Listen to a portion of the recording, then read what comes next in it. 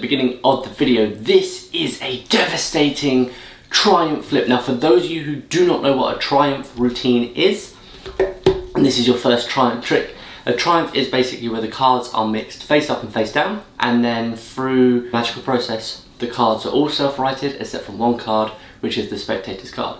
Now there are a load of different variations of Triumphs out there when they involve like cutting packets on the table and turning them over. I think this is just like a super simple one. It's impromptu, you can do it with a borrowed deck, you can do it standing up or sitting down, and it's very adaptable and tailoring. So let's have a look at how that trick looks.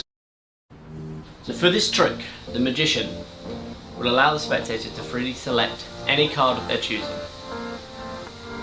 The card is then placed in the centre of the deck and shuffled, and for good measure is shuffled once again. Now the cards are turned back and forth over and over again, mixing them face up and face down, so they are truly, well and truly mixed. We show the spectator that some are face to back, some are back to face, and some are back to back. But just like that, the cards are all now the right way round, except from one card, which was the spectator's card, the 10 of clubs. And that is how you do the Triumph flip. So now we know what the trick looks like. Let's get the camera face down and let's look at the mechanics on how we do this. Okay, so this routine only requires one slight hand move, and that is a control to either the top or the bottom. To streamline the trick, you can just control this card to the bottom of the deck and skip out one of the phases. However, what I like to do is I like to do this shuffle, this overhand shuffle, because it appears a lot more convincing to the spectator. So I'll show you how it's done. So we're going to let the spectator freely select any card they so wish, because this is a truly impromptu trick. So we've got the 8 of spades, you can get to sign it, you can do whatever you want with the card, and you're going to return it into the deck, and you're going to control it to the top of the deck. So for this, we're just going to use a double undercut. So put the card in, and cut some cards like this, and now the card's on top. From here, we're going to do an overhand shuffle. Now I taught this on an earlier episode, and what you're going to do is you're going to pull off their card, and then start shuffling the rest of the cards on top. So their card is now on the bottom, and you can retain that stock and just keep shuffling over and over again. So I'm going to show you that with the card face up so you can see where it is. So we're going to put the card into the centre of the deck, we square up, we double undercut to the top, we then take the card off and we shuffle loads of cards on top, and we can keep continuing to shuffle as long as we retain their card on the bottom. From here, this is a principle that I really love, and I use this when I do Out This World. It's a good way to get set up into it, and what you could, or it's a good way if you as well, if you just want to sort through the cards very quickly and you want to have all the cards that are facing one way, facing another way. I'll show you the principle. It makes sense in practice rather than just speaking. So what you're going to do is you're going to push off as many cards as you like, doesn't really matter, and you're going to turn them over like this. You're going to push off some more and turn them back, and you're going to keep going back and forward, pushing cards off like this, until you get to the very last card, which is their card. You turn the deck over, and you put their card on top. Okay, so I'll show you this one more time. So you're going to push some cards off, turn them over, and what's good here as well is this turn back and forth like this, not to keep going 180, 180. The constant back and forth motion kind of in the spectator's mind makes them believe that it really is mixed face up and face down. So you get to the last card, you place that on top. Now what it looks like is that to the spectator all the cards are mixed, but to spread them you'll see all of the face up cards are in this part of the deck, and all these cards down here are face down, except from the spectator selection, which is on the top of the deck. And you're going to do a convincer here. It's worth noting that prior to doing this trick, you sort of bend and bevel your cards, so you get this natural break in the center. And I'll show you why that comes in handy. So what we're going to do is we're going to take a cut from the top 10 to 20 cards, and we're going to turn around and show the spectator like this. And you're doing a wrist kill action here. So you're rotating the wrist out. You pick up the pack, you rotate out, and you're going to show me you've got face down to back. You go, oh, we'll cut again somewhere. We've got some that are back to face down. You put the cards back on. Now, for the third cut that we're going to do, you're going to pick up at that break, that natural break where the cards are beveled. So you can see that here, there's that thick dark line where there's a gap. Right there. Okay, so you're going to do, you pick up at that point where the cards are beveled, you turn over and you say you've got some back to back. Now normally, you'd put the cards back on like this, but for this action, you're just going to drop them on top. Now, a lot of people think that that's going to draw a lot of attention because you're not putting them back in the same place. I have performed this hundreds of times. No one even notices that small slight. And what you've essentially done now is put all the face down cards face down except from one card, their card. I'll show you the breaks one more time. So you're going to do 3 breaks, one above that bevel, and you're going to show it face to back. You're going to break from the bottom of the pack and show back to face. And then if you push, you can sort of get that, it'll bounce back and you can naturally grab that break here. Show back to back, chuck the cards on top, put the cards down. The entire trick is done at this point. The rest is patter. You spread the cards and obviously the only card face up is their card. It's all well and good knowing the trick, but it's all about the patter that goes with it. So here on this channel we don't just give you a trick to learn, we give you a lot of patter alongside that. We give you the basics so that you can go forward and perform this. So here, this is the patter that I like to use when I'm doing the trick. So say to spectator, select any card you like. I always think like I'm a jokey magician. So when they go to take a card, any card, they go to pick it and say, oh no, not that one, I need that one. And then they pause and they go, no, I'm just joking, you can take any card. So they're going to take a card out. It's going to be the Ace of Spades. We're going to have them sign it, whatever. I return it back to the deck and say, okay, you've seen normal magic tricks. Now at this point, the card is fully sticking out the back. They can't see this. And this is about time misdirection. So I could go straight into doing a double undercut, but then it looks like I've done something with their card. So what I do is have the card sticking at the back and I sort of hold the cards quite loosely. I say to them, right, so you've probably seen a lot of magic tricks where magicians sort of conjure up cards and disappear cards. Well, we're going to do something a little bit different. And you know, I think those tricks are quite easy, so I want to do something difficult for you guys. This is when I swap hands, I now create a break, and I do a double undercut and say, right, so what I'm going to do is I'm going to really mix up these cards. I'm going to make it really hard to try and find your card. So the first stage is just shuffling it. And we're just going to shuffle your cards, lose it entirely. Now at this point as well, I might say to them, now magicians are quite good at track and shuffling, so to make it a lot harder for myself, I'm going to mix up the cards a different way. And this justifies this action of doing the cards face to back. And you should see it because they really then think, oh, actually what's happened here? And again, we've had a lot of time misdirection here, so they're not able to follow the process of where the card has gone yet. Now we're at this stage. I say, okay, now these cards are really mixed up. Look, if you have a look, some of them are face to back. Some of them I think are like back to face, there we go.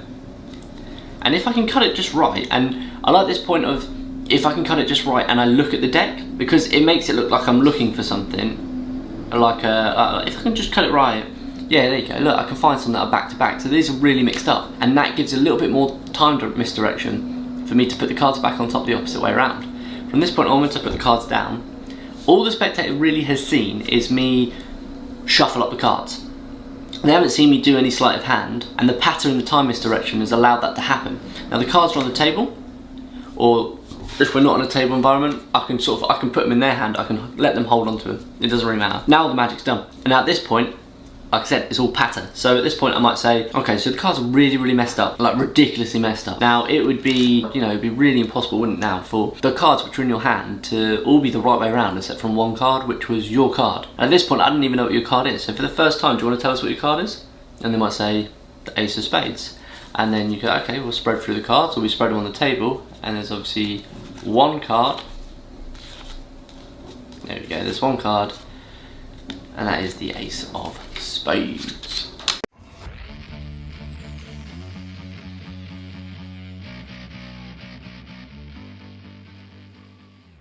So if you haven't already figured out, you know, just by the title of this video, the trick I'm going to be showing you is really, really cool, and it's going to work every single time. So this is basically what it looks like. We're going to have a spectator say stop whenever they want. In this case, I'm going to have you guys say stop, but since you're not here, I'll do it. But anyways, wherever we say stop, I'm going to be telling you right now the card you're going to land on is the 9 of diamonds. So go ahead, you can say stop wherever you want. We can go through the deck, and you can do this with your own spectator too. You can just keep going through until you absolutely want them, or once they want to say stop. So let's say they were to say stop right here. Like I said, it does not matter. It's a completely random card. This is the card we happen to stop at, guys, and this card happens to be the 9 of diamonds, just like that. So this is the trick. It's going to work every single time, and if you want to do it, don't forget to stick on for the tutorial. Alright, so here's how the trick is going to work. So as you guys saw, it was really simple.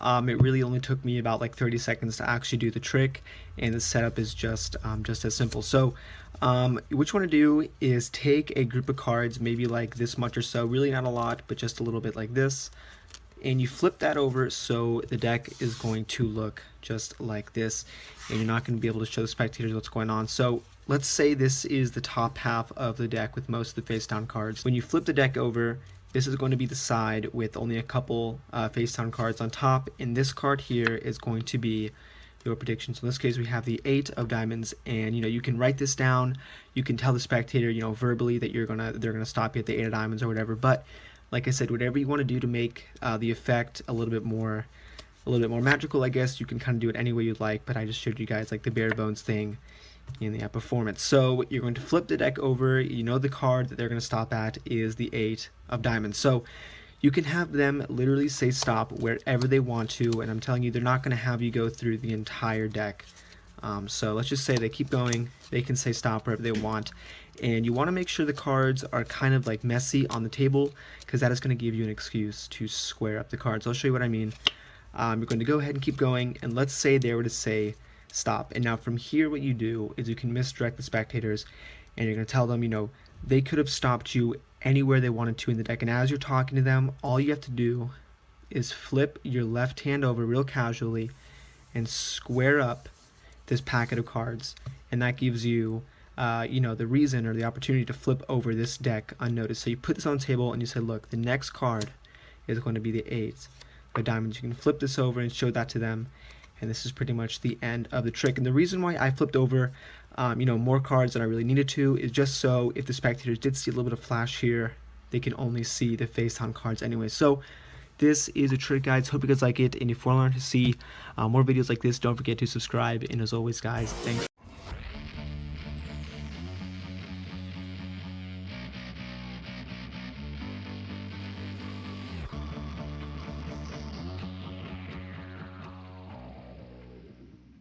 This is the kind of trick I really love to share here on my YouTube channel, because it is so simple and it is so direct and the magic so clear.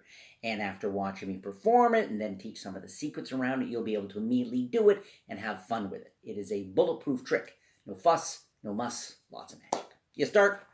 Card trick, you say, look, I'm going to go through the cards. And at some point, whenever you feel like it, I want you to say stop. You're going to essentially be asking me to cut the cards wherever you want, whenever you want. You can go through the cards. They eventually call stop. You say, fine. There, you're sure? You want me to go one more? They say, sure, one more. They really can stop wherever they want. You say, I'm going to give you a peek at the card you stop me at. I don't want to see it. I'm going to give you a little peek at the card where you stop me at. I'm going to leave the card in the very middle of the pack and put the cards away inside the card case. Okay? We'll get back to those in a moment. Concentrate on your card. Remember, I went through, you called stop wherever you wanted. You're thinking of one playing card. Fine. Very, very direct. No fuss, no muss. No suspicious moves.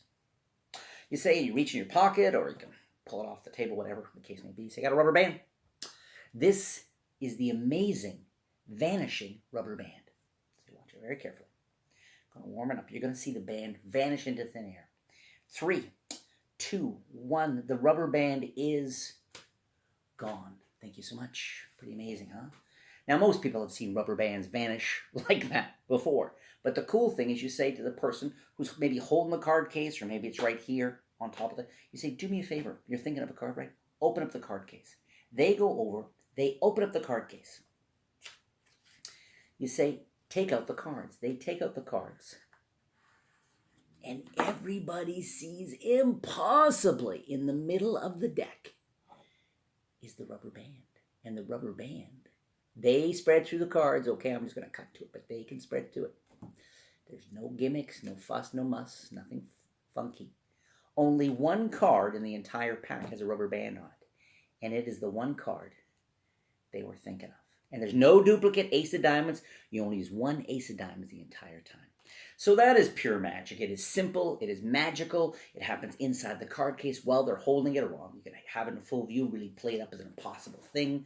The vanish of the rubber band is cool. And people will often go looking for a second rubber band and all that kind of thing. So a little bit of humor there and all that. So I'm going to reveal the secrets to all that right now. It is straight up, it is cool, it's great for bars and real casual, and as you can see too, it can work on Zoom because it's a very fair selection. You can keep the deck in the hole, so it's cool for FaceTime and Zoom as well. I'm going to reveal that secret in just a moment. I'm also going to have the question of the week. This question, this week I'm going to be giving away one of 12, or I should say 12, of my envelope gimmicks. Envelope is a very cool envelope, okay, with a big window on it. With it, you can do prediction tricks, you can do forces, a whole bunch of things. As always, you can check it out at sankeymagic.com. Omnilope, O-M-N-I, lope, like antelope, only quite different. A trick with an antelope, I don't think it's a good idea. I'm just going to say that right now. Here's the question of the week, though, for your chance to win. If you had supernatural powers and you could do any trick with a rubber band, any trick you can imagine, no matter how funny or strange or weird or impossible or shocking or not PC, politically incorrect, whatever it is, okay? Just don't be too rude. If you could do any trick with a rubber band, you had supernatural powers, what would it be? Leave a comment down below. Leave that comment down below, and that'll automatically enter you in the contest to win one of 12 prizes. 12, going to be giving away 12 Omnilopes, so leave your comment down below. Okay, on this video in just a moment, a couple of minutes in fact, I'm going to be also announcing the winners of the last contest for my trick called Immortal. So all 12 winners, they're right here. Oh, I'm going to announce them in a moment, okay? Don't rush me, don't worry. But let's jump into the secrets of this cool trick. So this is the Hindu Force, okay? The Hindu Force, I was playing around with, is the bottom card, all right? 9 of diamonds at the bottom. And you're pulling cards off the top, okay? And if they get a little messy in your left hand there, you can just turn these and tap, tap, tap. Okay, so pull it off the top and tap. Pull it off the top. I know the lights here in the studio are a little bright today. Like this, I got the windows open, a little too much light. But that's the Hindu. You're going through, they can call it, it's an old phrase, Hindu. I find it vaguely offensive. But anyway, you're going through here like this. That's the traditional name from many, many years ago. Pulling off the top, and whenever they want it, I like the line. You're going to say stop. You're going to tell me where to stop, almost where to cut the cards. Just kind of drop that in there, because it's true they do. Now, I was playing around with it one day, and I realized that they can call stop. As soon as they call stop, normally you can flash the 9 of spades. So, for example, Jack of clubs. Just call stop whenever you want. They call stop. You say, go ahead, take a look at that card. Very deceptive force, okay? It's the bottom card, but there's something that really flows in that final boom. It's very deceptive, okay? But I was playing with it one day, and I realized, wait a second here. I never show the edge of the packet. I realized what I could do was take a card like the Jack, King of Hearts. I could put a rubber band around it, okay? Put it not quite in the middle, maybe 2/3 the way down, okay? If I have that on the bottom, because of my grip, I can hide the rubber band, okay? So I can, in fact, pull them off, and I realize, wait a second, but what I can't do is this. I can't then say this, okay? But very casually, since I'm talking about cutting the cards, they can call stop wherever they want. I can move this forward, which really sells the idea that it was the middle card, not the bottom card, and give a quick flash. And still never reveal the rubber band or the gap or anything. So that's how you do it. It starts rubber banded here, okay? The rubber band's there. It could be in your card case. You can take them out. Probably easier, though, is to have this card in your pocket. And then at some point, you're doing some card tricks, deck is shuffled, examined. Put these in your pocket directly on top of this. And this could be your final closing trick. It's very strong. Take the cards out, feel the rubber band, go through like this. They call stop. Push this forward, give them a flash here. And I love this part. You square. Now, you do not want to flash this, so you should now be turning the cards towards yourself, minimizing the chance of flashing that, okay? And squaring. But look how fair that is. There's the king in the middle, and you leave it in the middle. They say you take the cards and put them in the card case and close up. So it really looks like the middle card. Square up the card's hand and they hold. Again, my favorite line, you know. They think the trick's about to start. Oh, no, it's quite done. It's quite done. The one card they're thinking of. They didn't even take it out of the pack. They just basically took a peek at a card. It's going to have a rubber band appear on. Really cool magic. Now, as for the rubber band vanish, okay? Really like this part here, the rubber band vanish. Before I show you the secrets of the vanish, because I don't, if you thought I flicked it away there, you're wrong, okay? I didn't, okay? I secretly controlled it. Before I tell you that, though, here are the 12 winners. if I say your name now, it means you won one of my immortal tricks. It's a very cool trick involving a Dracula card and a rubber band thing. Here, the winners of Immortal are Joanne Louis. Oh my God, I'm sweating. Joanne Luo Steranen. Okay, Joanne Luo Steranen. Dinker Siegel. That's what his wife said. Okay, Dinker Siegel. Pokey 54. Dinker Pokey. I don't like this theme. The Average Bear. That's a cool name. Abraham Knives. Nieves. Knives. Sergio Goninho. Rascal Lartet. Rascal Lartet. Ray with an E Tanner. Ray Tanner. Jordan Fern. Firn. Okay, boom. I just hit it hard, really planted there. But Bomber King Adam is the next one. Bomber King Adam. Fernando Jung. Okay. His name came to me in a dream. Fernando Jung. And Ashley Kirk. Kirk. Ashley Kirk. U12-1. Congratulations. Send an email to my team. It's at contact@sankymagic.com. Email them. Give me your real name, your YouTube name, whatever, your shipping address, and they will send out one of the immortals to you. Congratulations. Okay, let's wrap this up over here. So they've got this, the thought of card this. Now, there's many ways to vanish a rubber band, of course. One way you could do it is you could lap it, right? You could pretend to take it in one hand, put it in the other, and secretly lap it. You could just do a false transfer here, where you got the rubber band here and apparently put it in that hand, but you got it over here. Now, what's neat about this is as soon as you make it vanish, you could have the spectator hold it between their hands, right? You could take the rubber band, do a false transfer, and against the back of the spectator's hand, kind of this, okay? This also is nice on Zoom, right? Because on Zoom, I can go through the cards, you call stop, I show it to you, put them in the card case like this. So the whole thing has a real fairness about it, even if they're not there, because they called stop, you show them the card, everything stayed on camera, the impossibility, right?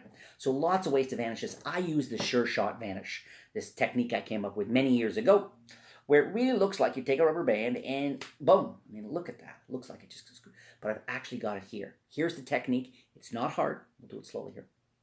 Going up and down. Then my middle finger is going to come in. I go up and down, and I'm going to pull. Basically, the middle finger is going to curl tightly around the rubber band, okay?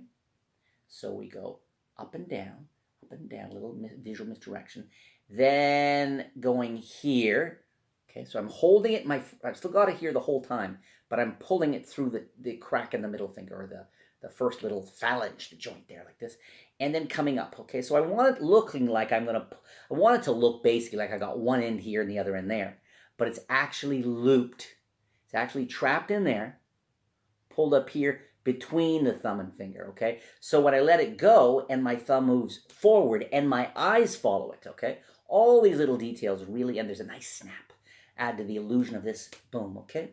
So firing away makes it look like a joke. Puts a little time lapse here. You could fire directly at their hand, boom, boom, like this, but then there's more heat on this hand. If you really just apparently fired away, boom, like this, now everybody goes there. This, you put your hands in your pockets, or once they remove the cards from the card case, take the card case back. Take it, put it in your pocket, get rid of the rubber band, right? You're all clean, you're all good like this. Then they go through, and boy, they spread through. You can have them spread them down like this on the table, face down, or you could have them name the card, only after you make it vanish, go ahead and name the card. That was the card you had in mind, okay, and then go through. Lots of ways to present it. And that's really a great way to bring a personality to these tricks. With these card tricks where a card is revealed, is how do you want to reveal it? There's so many different ways. In which order, with word, they could draw a picture, they could whisper it to a friend, all these kinds of things. There's stuff you can do on FaceTime and Zoom, etc., etc. So lots of examples there. There you have it. Do not forget to leave a comment down below. Slurp. Leave a comment down below, please. Tell me, the envelope question, your chance to win envelope. If you had supernatural powers and you could do any trick, but you had to use a rubber band, what strange, bizarre, crazy trick would you do? Leave that comment down below. Please subscribe to the channel, okay? Click that like button. I mean, this is a cool trick. Hit the like button. Subscribe to the channel. And I hope to see you here really soon. Keep your distance. Stay safe. We are all going to get through this together. And we're never going to go back to the way the world was, but we are going to move forward, I think, to a world without COVID. And sooner than later. It's going to be awesome. Thank you. Bye-bye.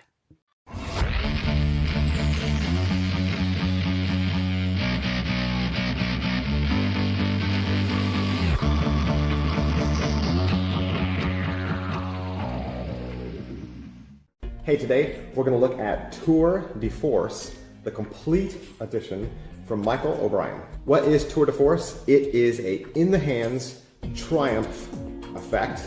A Triumph effect is basically where you take the cards, split them in half, and shuffle. You invert face-down cards into face-up cards, and then through a series of magical gestures, they all right themselves. You want to see the commercial for it? Here it is. Let's take a look. Alright, I'm going to try something just a little bit different. Can you do me a favor? I'm just going to riffle my thumb down the side of the deck, and all you have to do is just say stop anytime you want, okay? Stop. Right there? Alright, go ahead and take a look. Remember it? Okay. And we'll go ahead and place it back just like this. Now, I used to hand the deck out and let someone shuffle them, but guess what? I was at a bar one time and the guy was really drunk.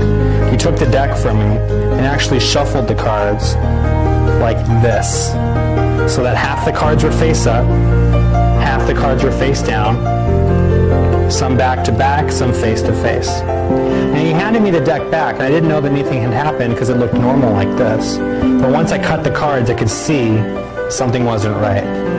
So he hands me the deck back and he says, all right, try to find my card. And I said, I'll find your card under one condition. You tell me the name of the card that you saw.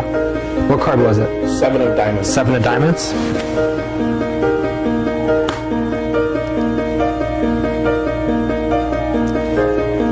Notice all of the cards are all facing the same way, except one. All right, do me a favor, go ahead and take it out and show everyone. Is that it?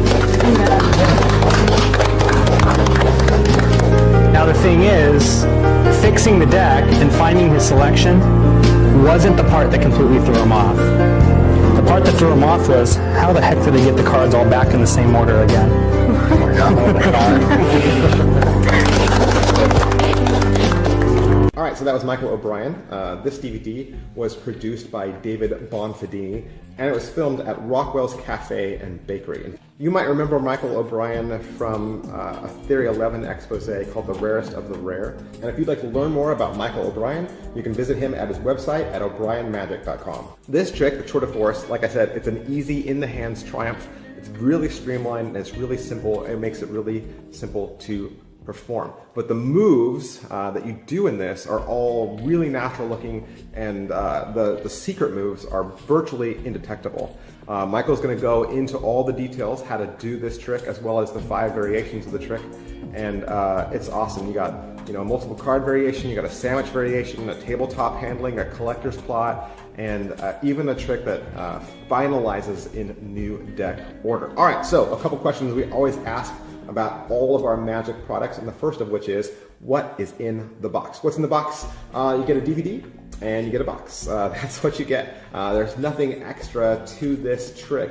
You're going to be able to do this with any deck of cards. Is it what I thought? I've seen a couple of different Triumph effects. I do a Triumph effect personally, and the Triumph that I do does use an entirely gimmicked deck. And the thing I liked about this is the deck is completely standard. However, you do insert one, I'll say gimmick slash gaff into it, but it's nothing that would surprise anybody. But the method did surprise me, and I completely enjoyed it. How are the angles? The angles on this are flawless. With enough practice, you should be able to bring all of your angles down to 0. You should be able to do this completely surrounded. Works great for walk around, stand up, going from table to table, whatever you like. Can it be inspected? For the most part, the deck is going to come across as a completely standard deck, and for the most part, it is. I would almost say that this could be a completely inspectable deck once the deck is finished. I don't think I would have any issues with the spectator finding the secret. All right, so what's the overall quality and production value of the DVD? This is where it was a little lacking for me. People who were magicians a long time way back might remember back in the day we didn't used to get DVDs, we used to get VHSs, and this is kind of what it felt like. It felt like a throwback to magic videos of long since past. The set that he chose had a echoey feeling where it sounded like the sound was being pulled into the walls, and it didn't sound like the different people were mic'd, and it just kind of felt like it was very home produced. And so it's not really at the standard, the HD, like high film, multiple angle level that some of you might be familiar with. I wouldn't let that detract you in any way from purchasing this. All right, so how much practice does this trick require?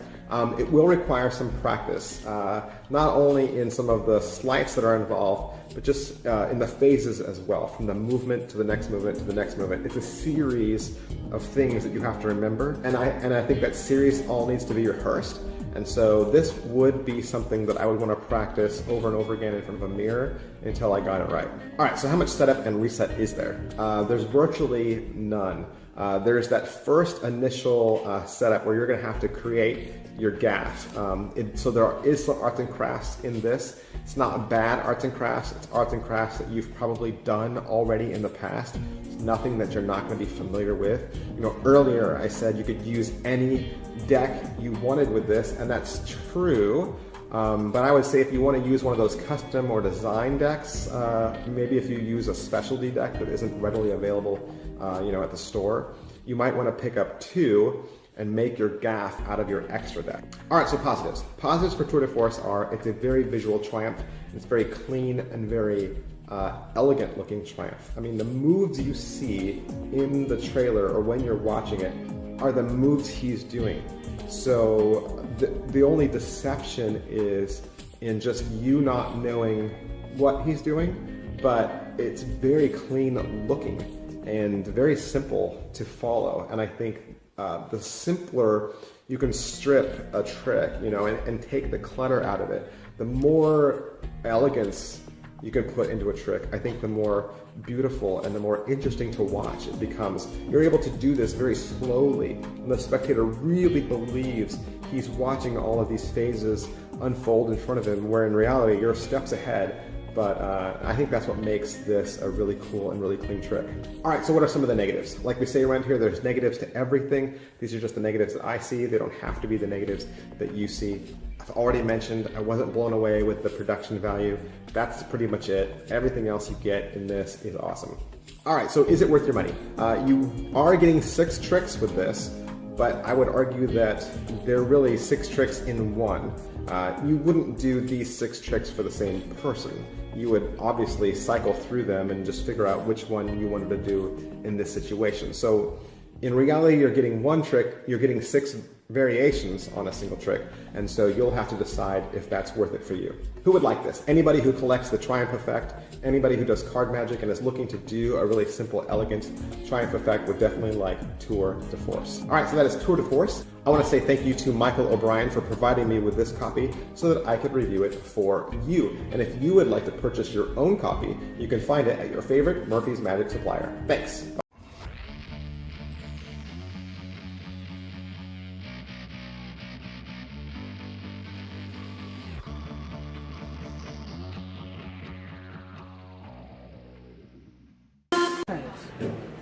Here's what I'm gonna do. I'm gonna put those right there. I'm gonna make this as fair as I possibly could. Okay? I'll actually leave this because we can put cards back in the box.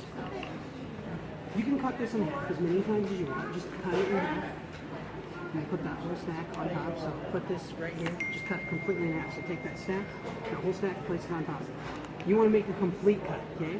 So cut, square it up, and cut it up again. Like that, and then put the other stack on top. Whole stack. That's a complete cut. So when you're playing cards, that's a complete cut. That's what they make you do when you go to Wind River, right? If you want to cut it again, it's up to you. Okay, just cut it in half one more time, but put this one off to the side. This one? Yep, just right there. Okay, now here's the deal. I'm gonna make this as fair as possible. Do you want to keep this one and get rid of that one, or do you want to keep this one and get rid of that one? It's completely up to you. You choose. I keep that one. You want to keep that one? Okay, so we'll get rid of this one. And this is an example I'm going to show you with this that what you're going to do next. So go ahead and pick that up. Okay, so you played the Powerball, right? You get 5 numbers, am I correct? And then you have one number, your Powerball number, it makes the 6th number, correct? So here's the deal. You're going to deal cards down. And make sure it's not 6. Make sure it's more than 6, okay? So you're just going to deal the cards down, just how I showed you, 1, 2, 3, 4, and just make sure it's more than 6 cards. So just deal them face down, one by one, on top of each other, so that way you have more than 6 cards. And that's where you want to stop? Okay, here's the deal. Now once again, do you want to keep the cards you dealt, or do you want to get rid of them? I'll get rid of it. You want to get rid of them? Alright, one more time for me.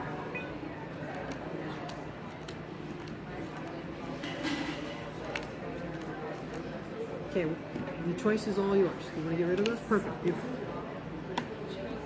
Pick up those for me, and then here's what you're going to do. You're going to go 1, 2, 3, 4, 5, 6, and then you're going to go back and deal them until you run out of cards, okay? You're going to go back and deal them on top of each other until you run out of cards. So go ahead. 6. Yep, because you have six numbers in the power book. Perfect. Okay, so here's the deal. These two are by themselves, correct? So these will be separate ones. I'm just going to do this. I'm going to place things like this.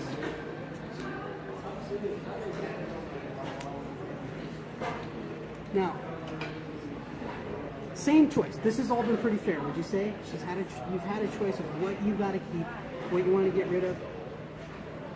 I haven't influenced you in any way for any of these choices because I asked you, do you want to keep this one, do you want to get rid of this one? Same thing. Between these two, which one do you want to keep and which one do you want to get rid of? I'll get rid of this. Okay, now you can change your mind. It's completely up to you anytime you want to. But you want to get rid of this one? You paused it? Perfect. Next stack, which one do you want to get rid of? This one? Okay, perfect. So we'll put this one down here. Okay, my hands are pretty clean here. I'm fair. Between those two? This one? Okay. And one more time. This one right here. Okay, so I'm going to take all these cards, and I'm going to try this right here. We're going to go like this, okay? I'm going to give these to you, Paul. Now let me recap this. The lottery, I said you have a 1 in 14 million chance of winning. I only have 52 numbers, 52 cards in the deck of cards, correct? So, in reality, I still have a 1 in 14 million chance of trying to guess what numbers you pick. That is very slim for myself as well. And you chose it. I asked you if you wanted this one or that one, you got rid of what you wanted, what you didn't want. Yes. Can you do me a favor? Grab that. Okay? Paulina. Here's what you're going to do. I'm going to give you those. Paulina, you're going to take that. Actually, no, you go ahead and just open it up. That is a Powerball ticket.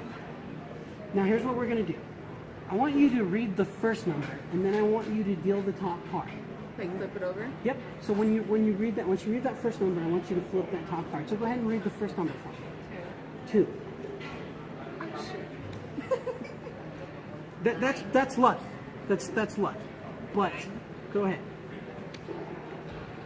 16.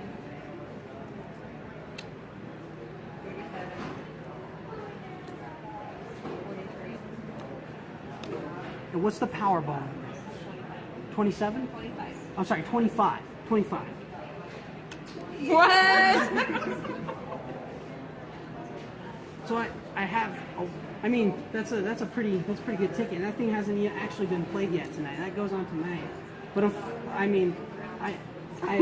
people are like, I want to take that ticket with me, right? Well, unfortunately, I wrote my name on it, so it stays with me. But I can split the winnings if I win with you. So. Yeah, it's Powerball, man. Powerball. Watch him win. I know. I know. I'll be like, what it was? This is Lazarus Benson, and I'm out.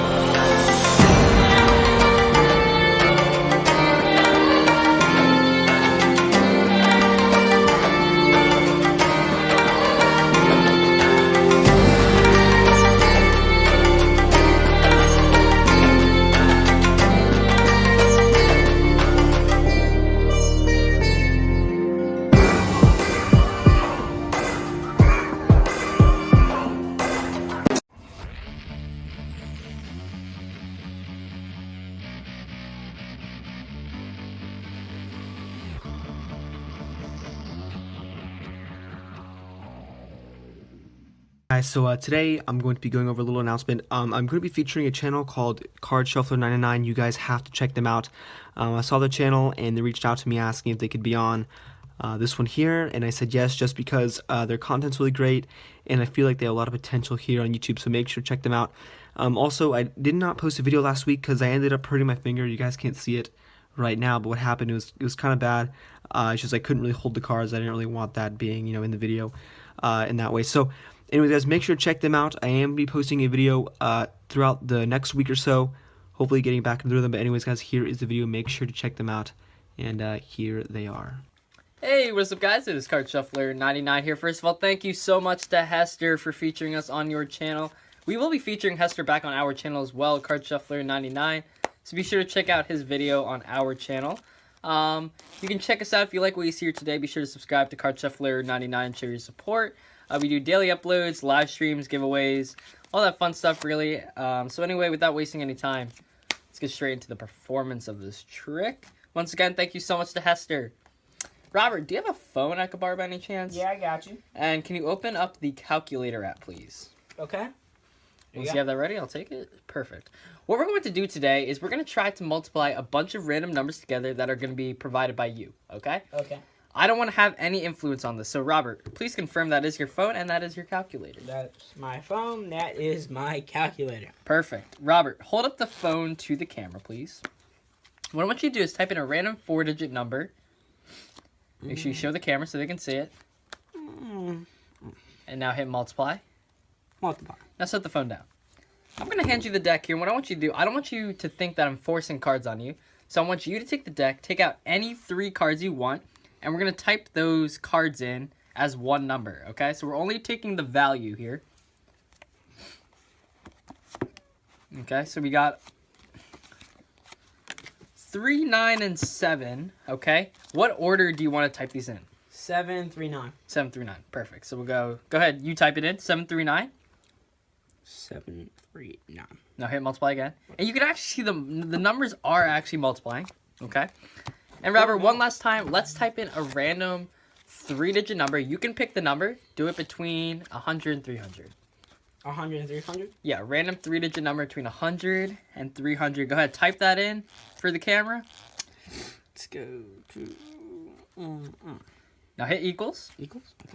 And you can see we get a pretty big number. And I'm actually going to write this number down. Robert, can you hand me that post-it pad, please? Oh, yeah, I got you. All right, here we go. I'm going to write the number down. So, Robert, if you could read the number out loud, please. 5. 5. 7. 7. 7. 7. 3. 3. 4. 4. 5. 5. 6. 6. 6. 6. 3. 3. Please confirm that that is the right number. 577-345-663. Yep, that is.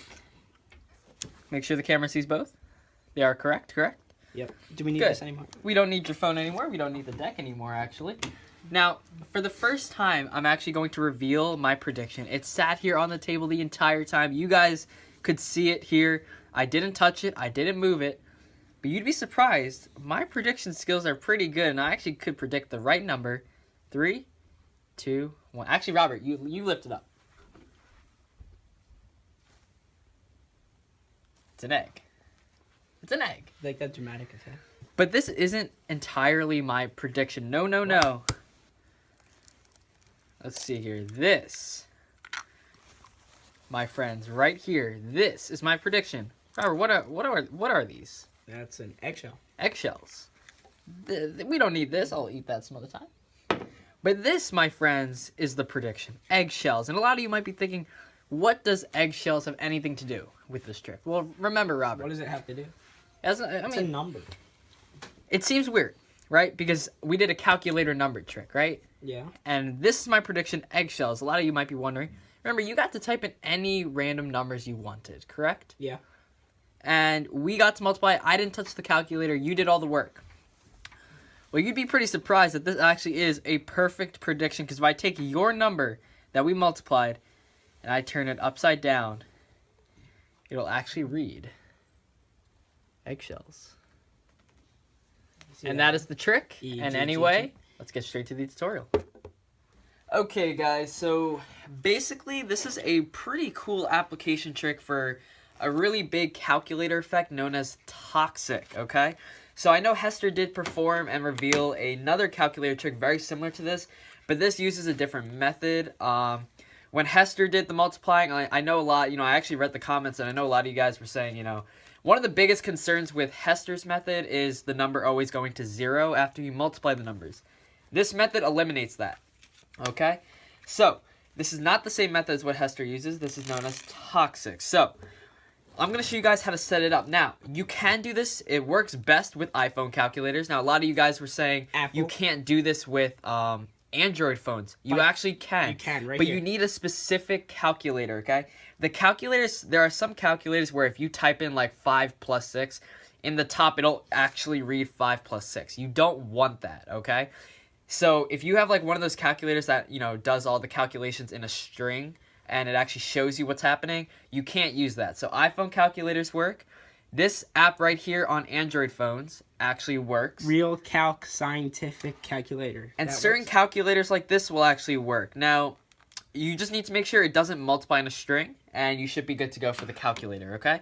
So, basically what I did here, this is a way, Toxic is a calculator effect that allows you to force numbers, okay? So I'm going to come around and show you guys how you set this up. So, you guys can use the same kind of effect that we used. This number right here actually spells eggshells, okay? But you have to write it a certain way? You don't necessarily have to write it a certain way, but I'm going to tell you guys there are a bunch of ways that you guys can perform this effect with the calculator. So, there's a bunch of ways. One way, you can just have a written prediction. You can have this folded up in your pocket, or you can show it on the table, do the multiplying, and then just show the number, matched. You can do something like what we did, where, the number actually spells something upside down, and you showed that as your prediction. You can do what Hester did, where, you force a card, and the card has the number written on the card, okay? Or you can, you can even force the individual cards. So you could force a 5 of hearts, a 7 of diamonds, a 7 of clubs, a bunch of individual cards for the number if you wanted to. Now, this works for any number, so don't just think that you need to use the number that I'm supplying, okay? You can do this with any number. So you're going to take your calculator, and how are you going to do this? All you're going to do is you're going to type in a series of calculations. So go ahead and type in your number. So 577 345 345 663. 663.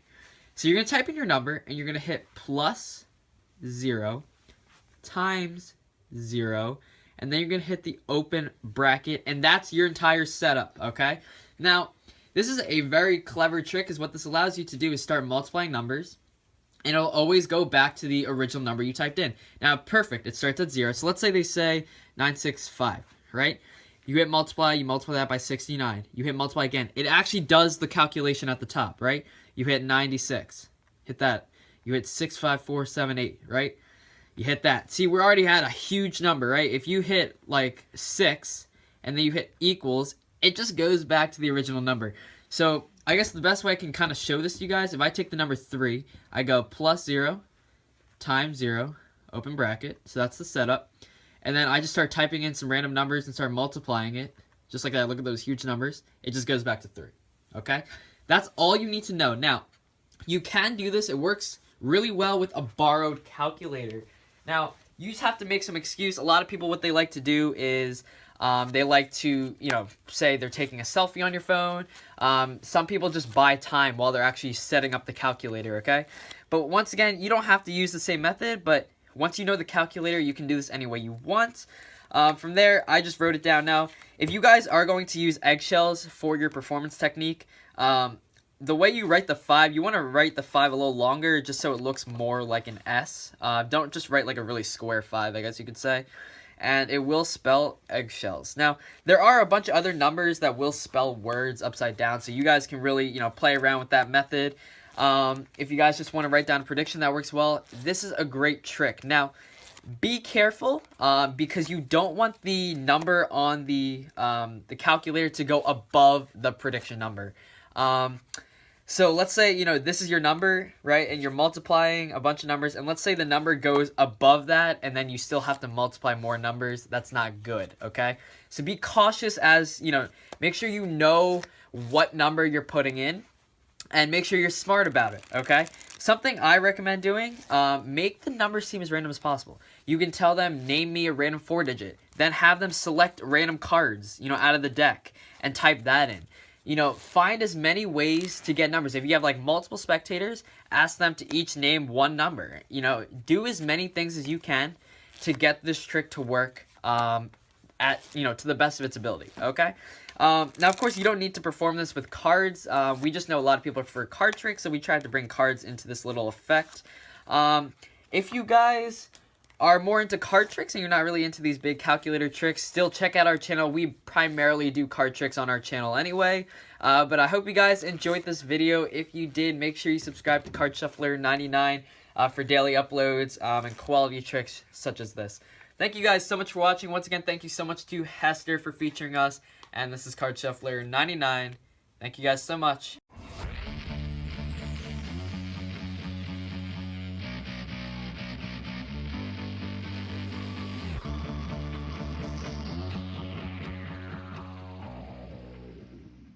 Look at this. What? They've got guns. Oh. Watch this. That was cool. Oh my god!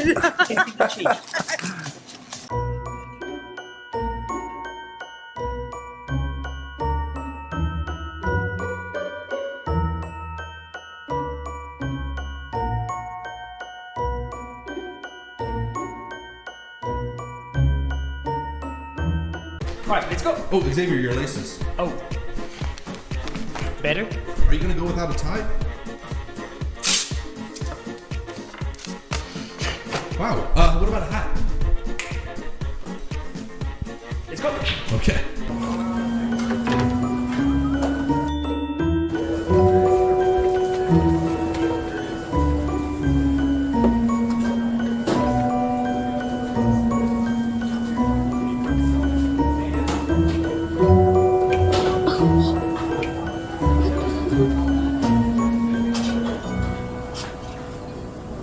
Last toilet paper roll, really? Give it to me. Ooh. Whoa.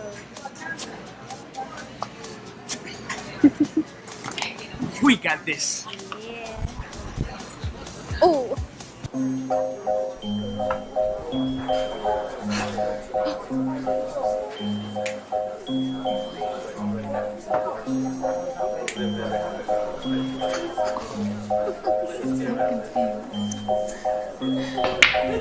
Can I pay with my phone? Yeah. Like, so you just rub it like this. And Shut up. Do it again. What the hell did you just get? Wait, one more time.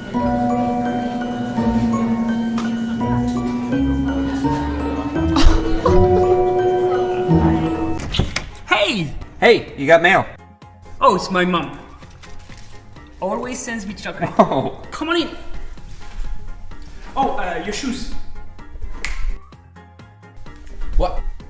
Hey, how did you just do that? This chocolate never ends. That's cool. Whoa. Hey, your shoes. Huh? What?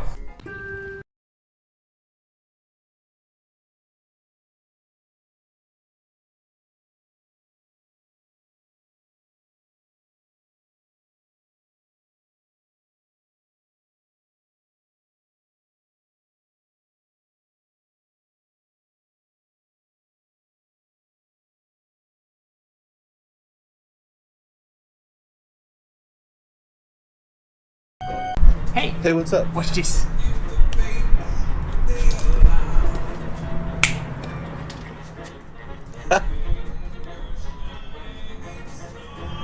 Where did the liquid go? Where'd your cup? Oh.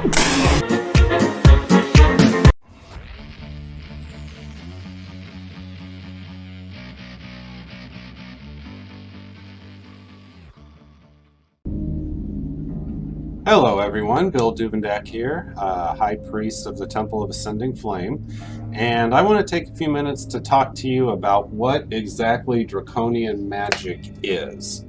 It's a fairly new tradition, and because of that, there's not a lot of information that is commonly known about it. And there's a lot of misconceptions that are out there. So during this recording, I'm going to clarify a lot of things, give a lot of direction and information about the Draconian current, and point you in the right direction of how you can learn more if you really feel a connection to it. So the first thing to know is that I'm the High Priest of the Temple of Ascending Flame. It is a Draconian group that has been around for a little under 6 years at this point, starting December 21st, 2012. We are one of the few groups globally that actively work with the Draconian tradition. And one of our goals, at least, is to provide it to members that are interested. So we don't charge fees. If you want to try it before you buy it, you can go to the website, and there's a lot of invocations and other rituals that are available as free downloads, as well as regular workings both within the temple itself and ones that are open to the general public. Now, let's start off with the dragon itself. I'm pretty sure everybody out here has at one time or another experienced a yearning or a longing for dragons and other creatures that, quote, do not exist, close quotes.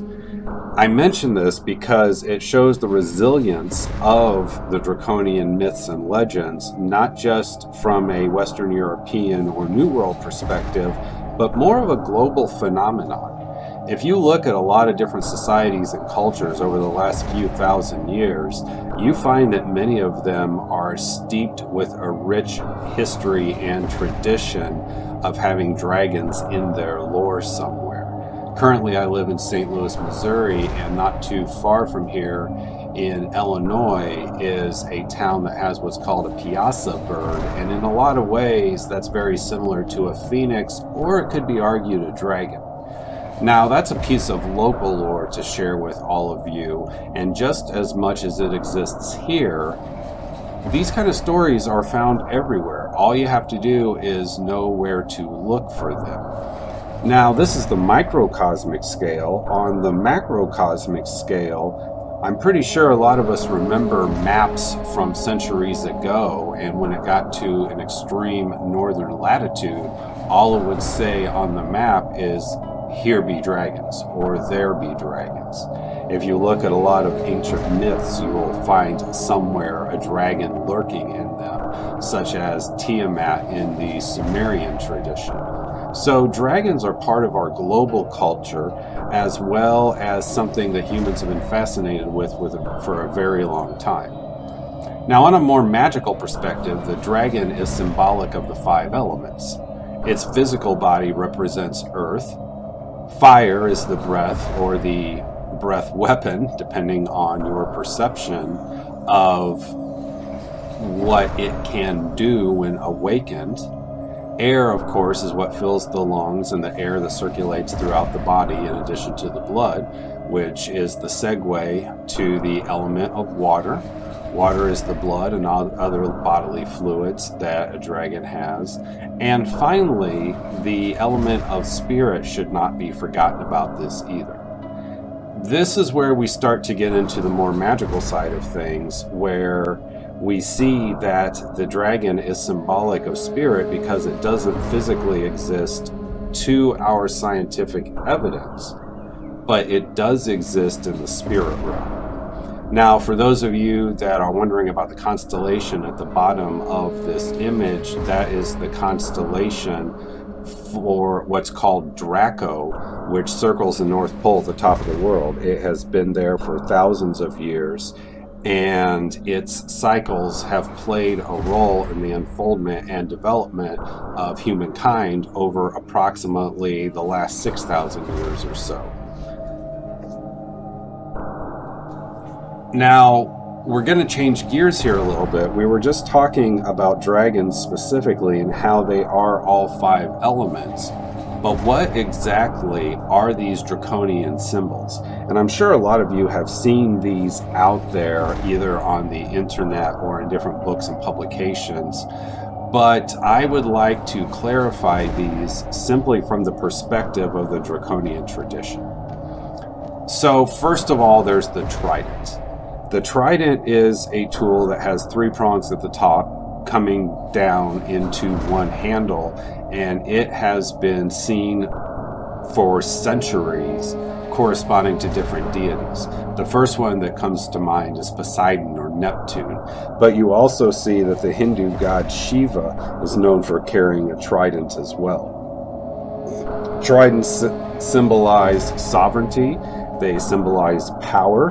In a lot of ways, they are a particular tool or symbol that has to do with a trinity. And of course, trinities can be found in many different traditions, ranging from Brahma and Vishnu and Shiva in Hinduism, to Osiris, Isis, and Horus, to ancient Egypt. And I don't think it really needs a lot of clarification past that. So let's turn our attention to the chalice. Most magical and spiritual traditions out there today have the chalice represented in one way, shape, or form, and the chalice gets extensive use in neo-pagan groups and the occult community at large. The chalice is generally seen as symbolic for being a container. And the reason I use that word is because oftentimes it is the chalice that holds what we pour into. Now, on that level and from that perspective, you can also intuit that the chalice generally corresponds to the feminine divine, or femininity rather than masculinity, because of its ability to receive and to hold. We move on to the diamond. This is a very interesting one from a Draconian tradition perspective, because the diamond shows that in order to understand something, whether it is a concept or a person or a subject, it is wise to look at it from a lot of different perspectives. In this context, each perspective would be a different facet of the diamond itself. Now, from the Draconian tradition, there's also the fact that we should remember the formation of a diamond. The diamond is formed only after coal has been exposed to intense amounts of pressure over a long period of time. So the double meaning that comes to light here is simply that the Draconian tradition is a tradition of being forged in fire, being taken from one state of being to a higher evolved state of being, as it were, and getting polished in the process. We now have the pentagram, which I also used as the bullet points for this. The pentagram with point up represents the conquest of spirit over matter, with the uppermost point relating to spirit. And when the pentagram is inverted, it generally means the descent of spirit into matter. Now, some people analyze that and say that it also represents the conquest of materialism over spirituality, but that is not so much emphasized on the Draconian tradition. In the Draconian tradition, generally you see the pentagram with point down, which is why I have it here, and that represents part of the goal of the Draconian initiate, which is to bring principles and concepts and visions from spirit down into physical manifestation in the day-to-day world that we live in. So in this case, it's all about taking that which is ephemeral and ethereal and making it turn into physical, practical results. We then move on to the 11-pointed star, and while I'm mentioning this from a Draconian perspective, it actually ties into another subject that it is wise to study, which is the Tree of Qliphoth. For those of you that are not familiar with it, the Tree of Qliphoth is a Kabbalistic concept. It dates back approximately 700 years or so, and some people call it the Tree of Death.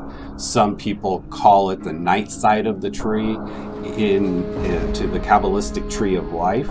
In the Draconian tradition, the 11-pointed star represents all 11 points from that Qliphothic tree.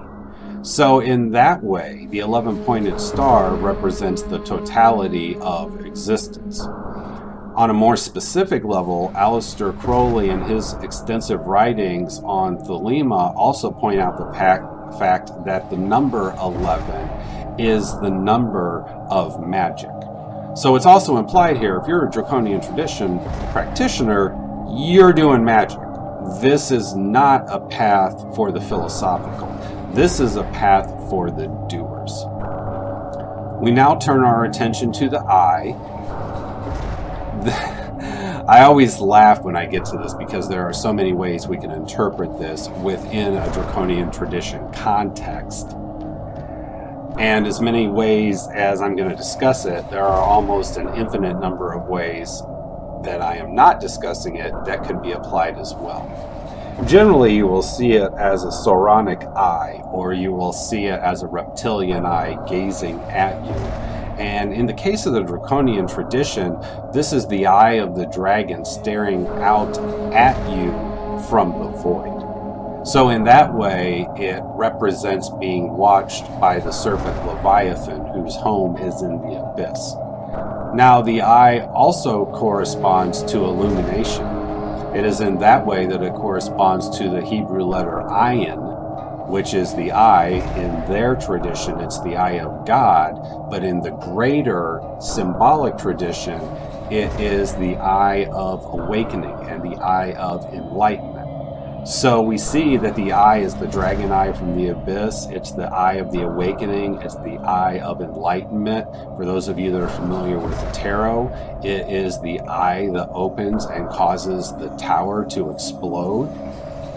So seeing eyes in a lot of visions and workings on one hand means that you're being watched by the dragon, but in another way, it also means you're reaching a point of illumination and seeing things clearly. Next, we have the snake. You could easily just say the serpent as well. This is a very powerful form of medicine that has to do with transformation. It's the snake that sheds its skin. On another tangent, snakes, reptiles, all cold-blooded creatures like that play almost as large of a role in different cultures and their mythologies as the dragon does, and oftentimes they're related. I'm reminded of the people of the Naga, which comes to us from a very old Indian tradition as well. We move on to the spider, and the spider generally represents the weaving of destiny, the loom of fate, the weaving of fate. So when we walk the spider's web, as a Draconian Tradition practitioner, what we are doing is we are not only weaving our own destiny, but we are walking threads of energy and threads of thought that can take us to attain higher goals. And finally, the last one is the flame. Here again, the flame has been looked at from many different perspectives and many different traditions over the years. But in the context of the Draconian Tradition, the flame is the flame that beats in the chest of each and every one of us. The flame also represents the flames of purification. The flame corresponds to the fact that we are all made of stardust, but before any of you go to a particular length, don't forget that everything on this planet is made of stardust, which means, yes, you and I are pieces of stardust, but so is the piece of trash you see blowing down your sidewalk. I mention that just to keep you grounded. In the Draconian Tradition, being grounded and practical with your spirituality, as you can see from the inverted pentagram, is almost a must. Now, with the flame, it's the flame of divinity, it's the flame of purification, it is representative of the star matter that we're all made of, and quite honestly, most of the Draconic practitioners that I know work with the flame and the fire quite extensively in their personal and professional lives. So don't be surprised if it starts off being a symbolic connection that you feel with it, but it turns into something more visceral as you incorporate it into your day-to-day life. Now that we've talked about the symbolism that corresponds to the Draconian tradition, let's talk about the spiritual considerations. And in this context, what I'm talking about are things that have to do with the spirit world. Being a spiritual person simply means that you interact with the spirit world on a regular basis. It has no reflection of morality or personal development. So the first point that we have to discuss here is the serpent force. This is a particular kind of energy that many of you may be familiar with, only knowing it by a different name.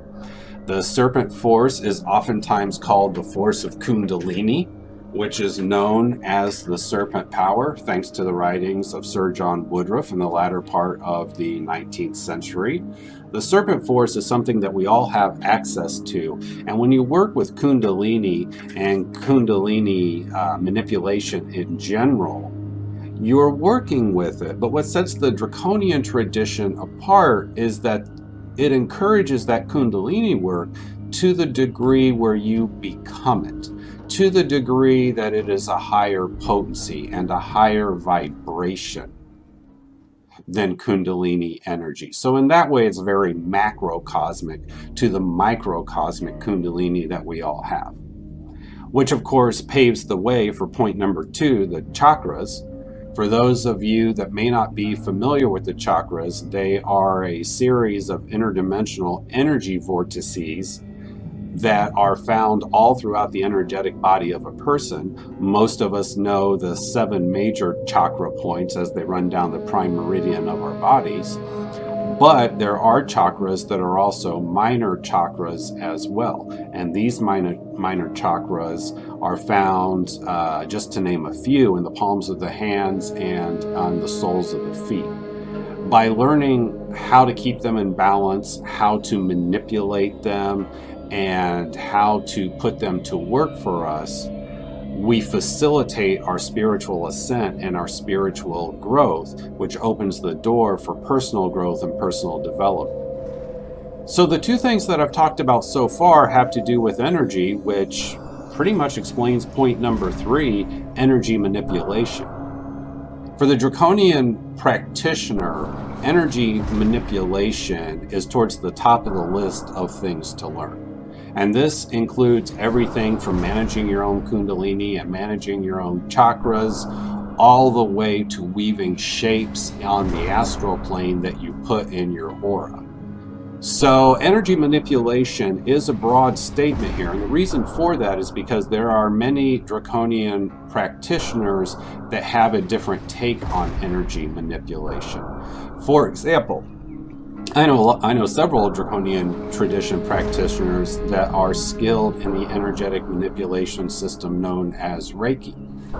I even know a few that are familiar with the Hands of Light material.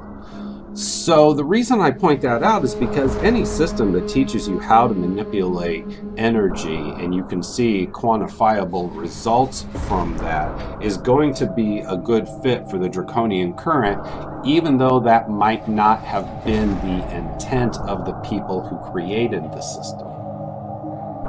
Point 4, as we see, are magical senses. The easiest way to understand these is that each one of our 5 senses has an energetic counterpart. So just like our eyes see, we have a 3rd eye that can clairvoyantly see. Just like we can smell things that actually exist, we can also hone our skills to smell things that exist only in the spirit world. You can extrapolate this out all that you want, And a lot of work has been done over the last 120 years or so on developing your psychic senses. All forms of psychism are definitely encouraged in the Draconian tradition, and quite honestly, it behooves the Draconian practitioner to develop their magical senses. Now, not everybody has the same degree of proficiency with all magical senses, and they don't necessarily have the same degree of proficiency as others that have the same magical sense.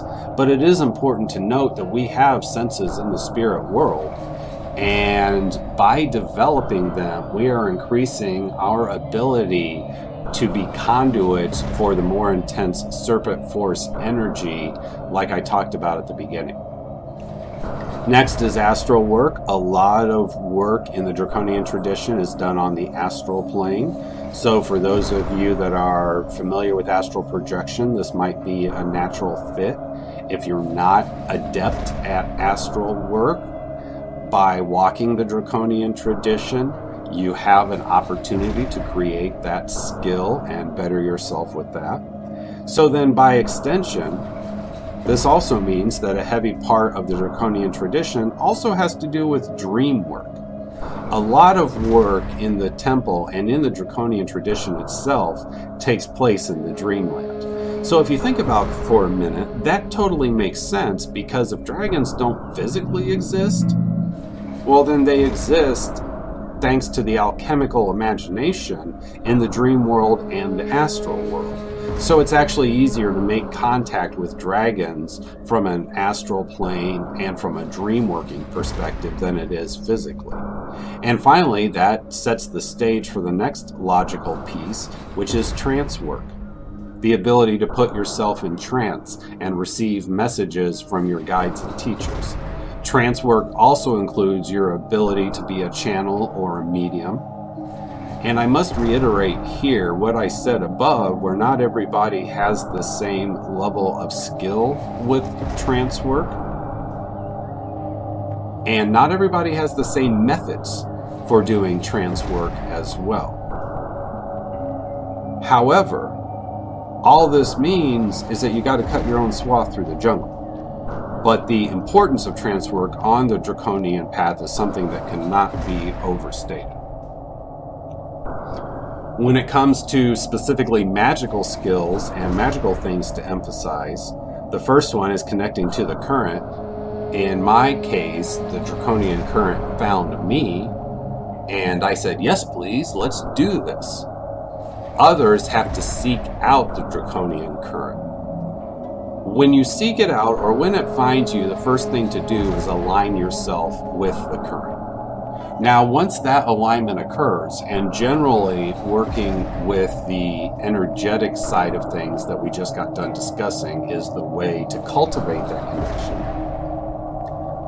When that connection is complete, it aligns you with a greater pool of energy to draw from, and it links you to a higher level of consciousness. So then, of course, invoking Draconian spirits, bringing them into you, assuming the god form, as some traditions call it, is another skill to develop, as is the converse, which is evoking Draconian spirits. Now, the difference between the two is invoking is bringing the spirit into you. Evoking is bringing the spirit to visible appearance in a safe ritualistic setting. Both of these are done extensively in the Draconian tradition, and as you would guess, a lot of times the practitioner invokes and evokes dragons or draconic entities primarily, and then they go on from there. Sex magic is the next magical skill that is used quite heavily in the Draconian tradition. The reason for this is due to the close relationship between Kundalini and the Dragon Force energy, and sex, and magic.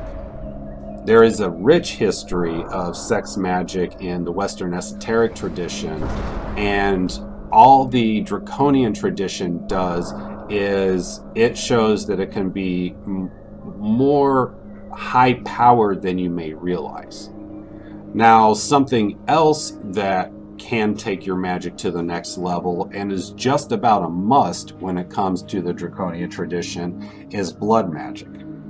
Now, this is something that can be a big turnoff for a lot of people, and I understand. When you start working with blood magic, you either immediately take to it or you don't, and if you don't, then that's something that has to be developed over an extended period of time, and that's quite all right. The blood is the life. Blood magic is one of the oldest styles of magic that goes back thousands of years, and it signifies you're putting your everything into your magic. In this case, because you're shedding blood, it actually means you're going above and beyond. And then finally, your personal temple.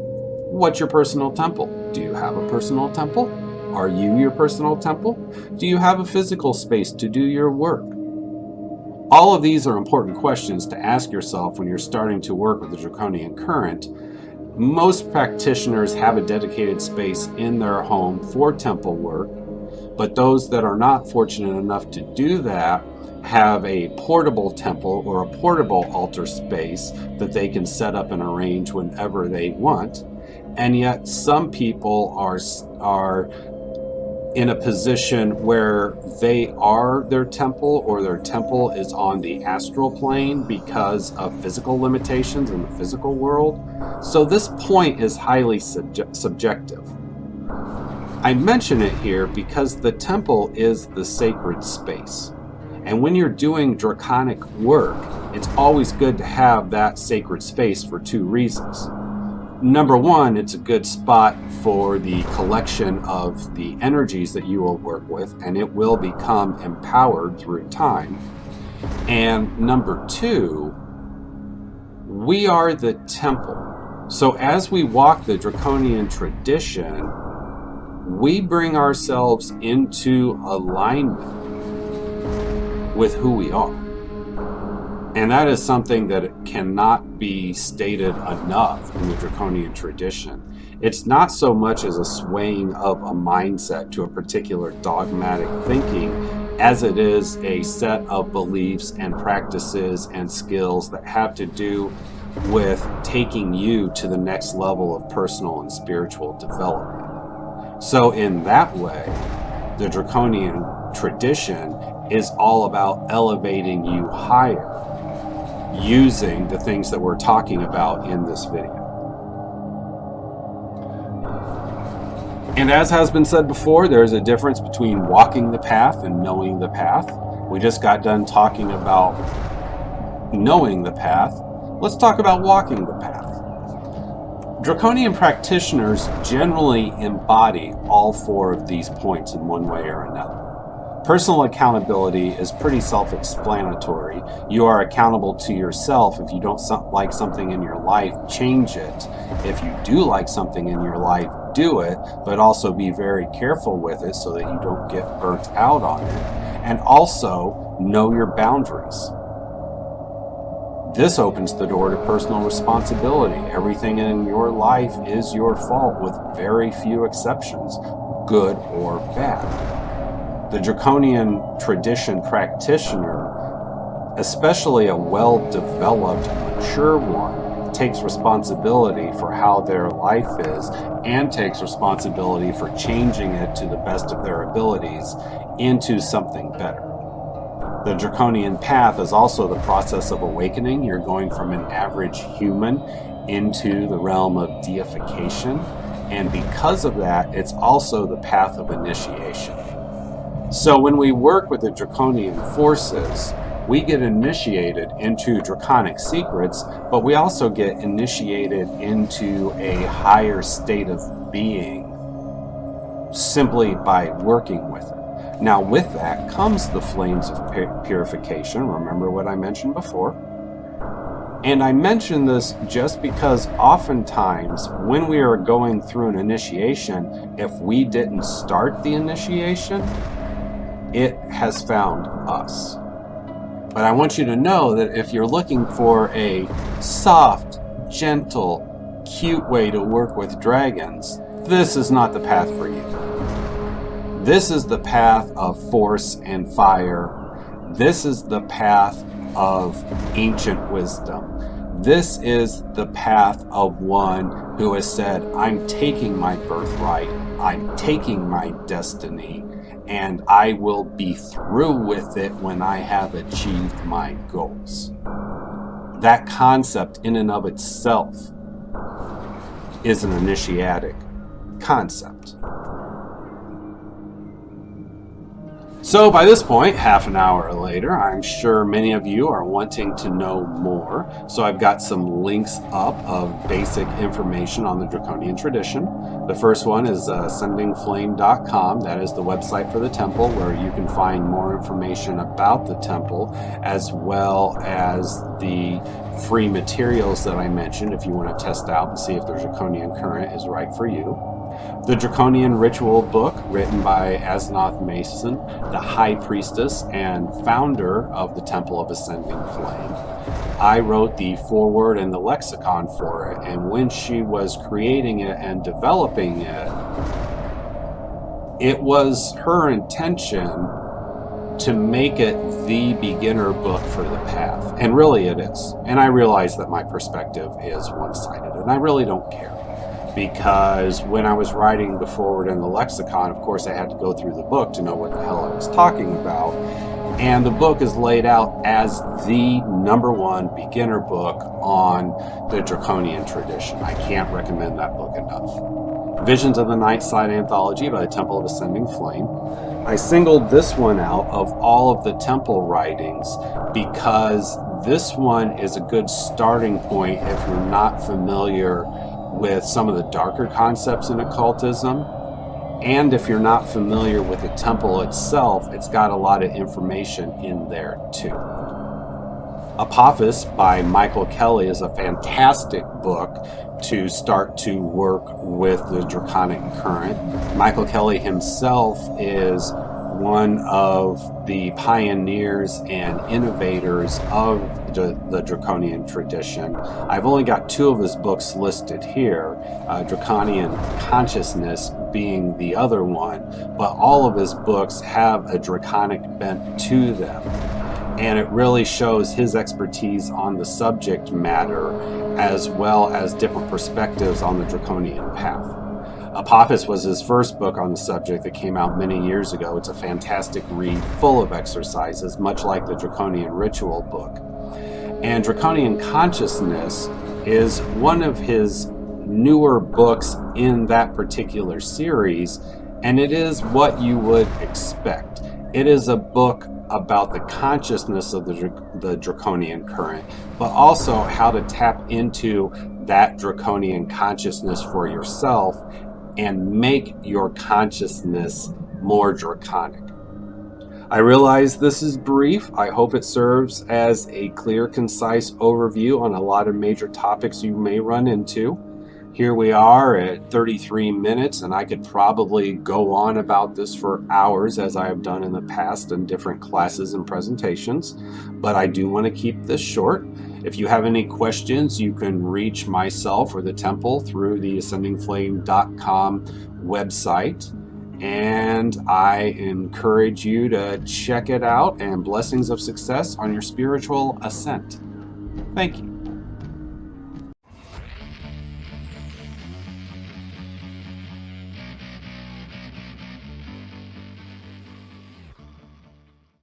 Welcome to The Endless Knot. What connects witchcraft, dreams, paperclips, and trees? The answer is magical, as we'll find out in this year's Halloween video. The word magic had a long way to travel before making it into English. The earliest citations for the word in the Oxford English Dictionary are in the Middle English of Geoffrey Chaucer. The word was borrowed through French and Latin, ultimately from Greek, where it got its adjective form magikos. But the root of this word wasn't originally Greek. The Greek noun magos comes from an Old Iranian word, magush, probably through Old Persian from Old Median. The Greek noun magos makes it into English too, as the word mage, and in the plural form magi, which is probably mainly known from the 3 magi visiting the baby Jesus in the Nativity story. Ultimately, the word can be traced back to Proto-Indo-European mag, to be able, have power, the source of a number of other English words, such as the auxiliary verb may, might, both the verb and the noun, and machine, so basically words about ability or power. Now the shift in meaning of this word is the important thing here. The old Iranian word magush referred to a priest or perhaps originally a priestly caste. This was the original sense in Greek too, referring specifically to the Zoroastrian priests of the Persians, but it gradually came to have the connotation of magician rather than priest, and it's in that sense that we have the English word magic. Well, one religion's holy priest is another religion's dangerous magician. And this distinction was applied within religions too, with for instance early mainstream Christians denouncing the Gnostics as adherents of magic, and later the Protestants referring dismissively to Catholic magic. In fact, the definition of magic is pretty tricky even today, and so I've brought in someone much more knowledgeable about it to help me. Andrew Mark Henry of Religion for Breakfast has thought a lot about this. So Andrew, what's the difference between magic and religion, and where does science fit into it all? Thanks, Mark. Those are some really tough questions because, as you said, religion and magic are very subjective terms. One person's religion is another person's scary, deviant magic. In fact, for the Romans, the Latin word magia had very pejorative connotations. It was used to describe any ritual that they didn't like or that they thought was secretive, violent, or subversive. This long history of magic being considered a category of dark and scary rituals has influenced how modern scholars have tried to define magic in relation to religion today. So, for example, in the 1920s, the Archbishop Alexander Leroy describes magic as the perversion of science as well as of religion. And the archaeologist Alphonse Barbe describes magic as a degenerate form of religion. Just like how food slowly rots away, magic is the rotten refuse of pure religion that's been corrupted by human frailty and selfishness. The thing is, these are not academic ways to define magic. It's only been in recent decades that scholars have tried to craft objective definitions of magic with varying degrees of success. So, for example, the archaeologist Andrew Wilburn has defined magic as mechanistic ritual that draws on religious practice, sometimes exoticized forms of religious practice, to try to serve personal ends, like healing a sickness, exorcising a demon, or cursing a rival. As for science, magic is deeply intertwined with the history of science. In fact, I often joke that Isaac Newton is not the first great scientist, but the last great magician, because he wrote tons and tons of books on the occult, astrology, alchemy, stuff like that. And lots of the famous names from the scientific revolution and the Enlightenment were also super into the occult. And on some level, this makes sense, right? If you're making a magic potion that has a lot of elements of scientific experimentation, expert knowledge, trying to gather ingredients together to try to affect nature. So it's here in the 21st century that we have starkly differentiated between science, magic, religion, but for many people in the past, these three categories of knowledge were very blurry and overlapped each other. Thanks, Andrew. That's helpful. But as you say, I guess there's no definitive way to distinguish between magic and religion and other forms of knowledge, especially in the ancient world. And that brings us back to the Magi. The word magush, or its Greek form magos, referred to a priest of the Zoroastrian religion. To this day, a certain type of Zoroastrian priest is called a mobad, which is a contraction of magupati, meaning something like priestmaster. The details are a little unclear, since most of the evidence we have of them is from the foreign perspective of Greek writers, but it seems the Magush castes were priests in an older Iranian polytheistic tradition. But sometime around the 8th century BCE, they adopted the monotheistic Zoroastrian religion. It seems that with the unification of the Persian Empire under Cyrus the Great, the specifically Median Magush caste spread more generally throughout Iran. The later 5th century Greek physician and historian Ctesias referred to Zarathustra, who was the founder of Zoroastrianism, and whose name became Zoroaster in Greek, as a Magos himself. Whatever the details might be, the Magushes came to be associated with Zoroastrianism. It's important to keep in mind that Zoroastrianism wasn't a completely new religion, but a modification of older traditions.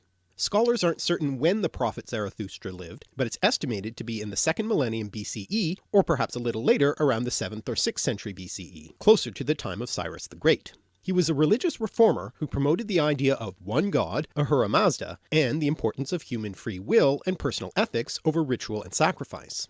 Ahura Mazda's name, by the way, which means literally wise spirit or lord, comes ultimately from the Proto-Indo-European roots Ansu, spirit, which produced the words Aesir and Asgard, the names of the Old Norse gods and their abode respectively, men to think, and day to set or put. Over time, the other old Iranian gods came to be demonized and were referred to as Daivas. Daiva is cognate with Sanskrit Deva, one of the terms for a deity in Hinduism, and goes back to the Proto-Indo-European root Dyeu, meaning to shine, but also used to refer to a skyfather god, Dyeu or Dyeu Pater, which spread with the Indo-European languages, becoming Jupiter in Latin, Zeus in Greek, and Tyr or Tu in the Germanic pantheon, now reflected in the word Tuesday. It's also the root behind such words as divine, deity, and Latin deus, god, as in deus ex machina, literally God from the machine, referring to an unlikely solution to an unsolvable problem to resolve a plot. And, as we've seen already, machina and English machine come from the same root as magic. The other important concept of Zoroastrianism to keep in mind are the principles of Asha and Druj, meaning roughly truth and the lie, and the ongoing struggle between these forces, essentially a dualistic battle between good and evil. The word Asha or Arta comes ultimately from the Proto-Indo-European root ar, to fit together, which also gives us such words as order, harmony, rhyme, and rite, as in a religious rite. The word druj or drug comes ultimately from Proto-Indo-European dreug, meaning to deceive, a concept we'll return to. Fittingly for this time of year, the root also leads to Old Norse draugr, a kind of undead creature similar to a revenant or zombie, probably via the idea of a phantom. The word also gives us the English word dream, which makes sense if you think of dreams as deceptive. This brings us to the connection between dreams and magic, as one of the roles of the magush or magi seems to have been dream interpretation. Another word we have for dreams, at least bad dreams, is nightmare, which also has its origins in Old English. Actually, the compound word nightmare doesn't show up until the late 13th century, but is made up of the Old English words nicht and mara. But Old English mara and the word nightmare itself didn't originally refer to a bad dream. The Old English mara originally referred to a kind of female incubus who would sit upon people's chests while they slept, producing a feeling of suffocation. And that was the original meaning of the compound nightmare as well. By the 16th century, the word nightmare could also refer to the feeling of suffocation, and it wasn't until as late as the 19th century that nightmare could refer to any bad dream. Now, Old English mara can be traced back to the Proto-Indo-European root mare, which meant to rub away, harm, a sense we can still see in the derivative mortar, as in a mortar and pestle. That root also led to a number of words having to do with death, such as mortal and murder. Interestingly, it's also the source of the first element of Morrigan, the Irish goddess associated with both war and fate, specifically with the foretelling of death or victory in battle, who may have been the source of the figure in Arthurian legend Morgan Le Fay, a magical enchantress. Now, when we think about dreams and nightmares and supernatural beings who attack you in your sleep, we might also think of the character Freddy Krueger in the 1984 film A Nightmare on Elm Street, who attacks his teenage victims in their dreams. This film, along with the 1978 film Halloween, with the newly released 2018 sequel, appropriate for this time of year, featuring Michael Myers, who also targets teenagers, are perhaps two of the best-known examples of the genre of slasher films, a subgenre of horror films. Horror films, which drew their inspiration from Gothic literature like Mary Shelley's Frankenstein and Bram Stoker's Dracula, were kicked off by the early film pioneer Georges Méliès, who used a variety of visual effects techniques such as substitution splices, multiple exposures, and time-lapse photography to achieve the supernatural events in his horror films, which he also used in his early science fiction films. Méliès, who had also been a stage magician, bringing us back to magic again, also developed the trick film genre, using those same film techniques, what we might call trick photography, to allow a magician in a film to be able to do the seemingly impossible. And so, magic tricks also brings us to the idea of deception that we saw with the roots of the words dream and druge. The word trick comes into English from Old French trick, deceit, treachery, cheating, and tricher, cheat, trick, deceive, and is thus related to the word treachery. But the origin of the Old French words is uncertain. They might come from Latin tricari, to trifle, dally, play tricks, from the plural noun tricae, perplexities, wiles, tricks, which also gives us the word extricate, literally to get out of perplexities. Alternatively, it might instead come into French from a Germanic source related to Dutch trick, drawing, pull, which also has the sense trick, cunning, and is traceable back to the Proto-Indo-European root drag, to draw, drag on the ground. There's a related rhyming variant of this root, trag, to draw, drag, move, which comes into Latin as trahere, to pull, draw, which comes into English in a number of different forms, such as traction, tractor, train, attract, contract, and treat. The sense development for treat goes like this. The Latin frequentative form of trahere is tractare, to manage, handle, deal with, discuss, which comes into Old French as traiter, to deal with, act towards, set forth in speech or writing. This comes into Middle English with the sense negotiate, bargain, deal with, and we can see this sense in the related word treaty, and from this develop the later senses of to heal, cure, and to entertain with food or drink, and anything that gives pleasure. So if this tricky etymology is correct, Halloween trick-or-treating doesn't really offer a choice as it's etymologically redundant. Now getting back to magic tricks, which deceive the audience for the purposes of entertainment, the stage magician often achieves this through misdirection and sleight of hand, often using a magic wand to draw the gaze of the viewer. Now of course, beyond the worlds of stage magic and fiction, with Harry Potter's wand or Gandalf's staff, there are ancient traditions of wands used for magical purposes, probably based on the scepters that were widespread symbols of rulership. For instance, in Homer's Odyssey, the witch Circe uses a magic rod, called a rhabdos in Greek, to transform Odysseus' men into swine, and in the biblical book of Exodus, when Moses and Aaron try to coerce Pharaoh into freeing the Hebrews from slavery in Egypt, the first wonder is Aaron throwing down his rod, which is translated into Greek as rhabdos in the Septuagint, and transforming it into a serpent. Another bit of stage magic that also has a real historical foundation is the crystal ball, now the cliché of the amusement park fortune teller. In the 16th century, John Dee, mathematician, astronomer, and occult philosopher, who was an advisor to Queen Elizabeth I, gazed into crystals in an attempt to see visions of angels. This is part of a larger category called scrying, in which the practitioner stares into a reflective, refractive, or luminescent surface or object, such as water, a mirror, or fire, in order to gain some sort of prophecy or revelation. And in a sense, this is kind of similar and sometimes overlaps with dream interpretation, otherwise known as oniromancy. One famous example of this comes from the biblical book of Genesis, the famous Joseph who had the coat of many colors. Joseph was given that coat because he was the favorite son of his father Jacob, who was also, by the way, prone to receiving dream visions, having earlier received the vision of a stairway to heaven. No, not that stairway to heaven, Jacob's ladder.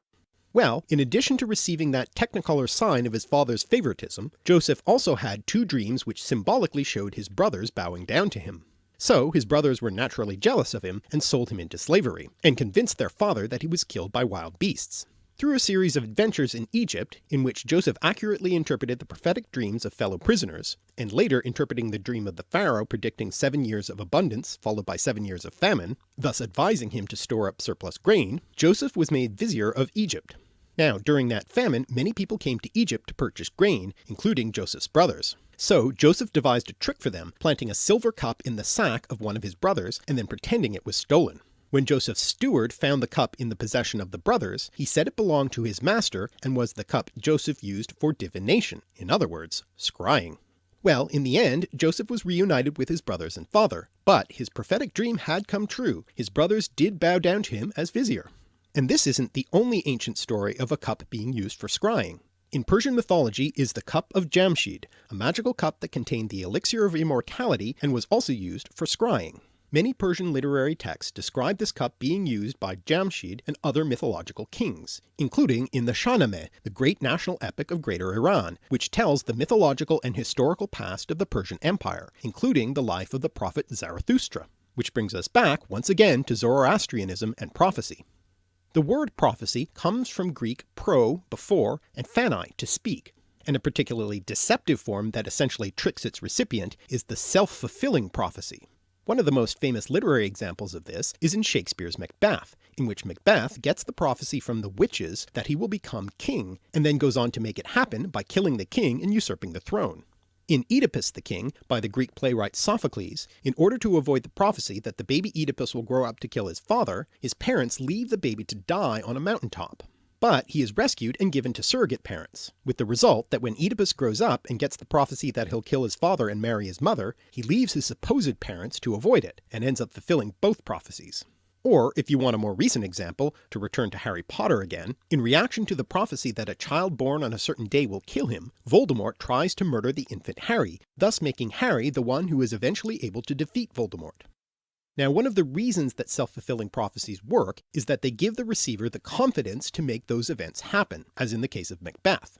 The word confidence, by the way, comes from the Latin intensive prefix com plus the word fidere, to trust, and lies behind the term confidence trick, sometimes shortened simply to con, thus bringing us back to the theme of deception, which is well known in the gambling con, in which the victim is allowed to win several times to build up his confidence before taking him for all he's worth. A famous historical example of a self-fulfilling prophecy involves Cyrus the Great, founder of the Achaemenid Empire, who I mentioned earlier. According to the Greek historian Herodotus, Cyrus's grandfather Astyages had prophetic dreams which were interpreted by the Magi as meaning his grandson would usurp his throne. Fearing this, he ordered his general Harpagus to kill the baby, but he couldn't bring himself to do it, and passed the job on to a cowherd, who also couldn't go through with it and brought the baby up as his own. Years later, when Cyrus had grown up and all of this was revealed, Astyages punished Harpagus by killing his son. But after the Magi backpedaled and said that they had misinterpreted the dream, Cyrus was spared. In revenge, Harpagus encouraged Cyrus to revolt against Astyages and take over, and he did just that. So I guess the moral of the story is, watch out for those Magi dream interpretations. And returning to the Magi and the word magos, its first attestation is in the Behistun inscription by Darius the Great, the fourth king of the Achaemenid Empire, which is a bit of propaganda that tells of how he came to the throne. Basically, when Cyrus died, he was succeeded by his son Cambyses II. According to Herodotus, Cambyses had a dream in which he saw his younger brother Bardia sitting on the royal throne, and had him secretly killed. Then, according to Darius, a magos named Gaumata impersonated the dead Bardia and eventually came to the throne. Darius soon after usurped the throne from the impostor Gaumata. Of course, it's entirely possible that Darius made this up to legitimize his claim to the throne, with Gaumata being an impostor. And he further legitimizes his claim by stating in the Behistun inscription that he became king by grace of Ahura Mazda. Whatever the truth may be, we certainly see several more examples here of our recurring theme of deception, not to mention prophetic dreams. With these sorts of stories circulated by Greek authors, it's not too surprising that the Magi gained the reputation for not only being magicians, but also for being devious and deceptive. Furthermore, unlike Greek priests, the Magi would whisper their prayers and ritual texts in a low voice, and in the unfamiliar Avestan language of the Zoroastrian religious texts, which may have sounded to the Greeks like incantations.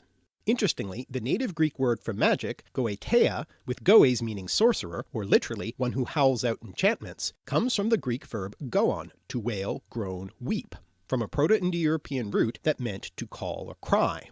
The Greeks had other words for particular types of magic, such as necromanteia, necromancy or the communication with the dead for prophetic purposes, from nekros, dead body, and manteia, divination oracle, derived from mynesthai, to be inspired, from men, to think, one of the Proto-Indo-European roots that lies behind the name Ahura Mazda. And the word pharmakeia, from which we get the word pharmacy, referred to the practice of using drugs, poisons, and medicines. But the word mageia soon became a more general term for magic in Greek. Nevertheless, the Greeks were often also quite skeptical about magic. Herodotus recounts the story of Darius's successor Xerxes, who when sailing his fleet to attack Greece was hindered by a storm, but the Magi were able to quell the storm with their sacrifices and incantations, allowing them to proceed. Or, as Herodotus dryly wrote, perhaps it abated of its own accord. And in that self-fulfilling prophecy play Oedipus the King, Sophocles has Oedipus use the word magos as a term of abuse directed at the soothsayer Tiresias when he gave him a prediction he didn't like. So the word also came to have the sense of a charlatan in Greek.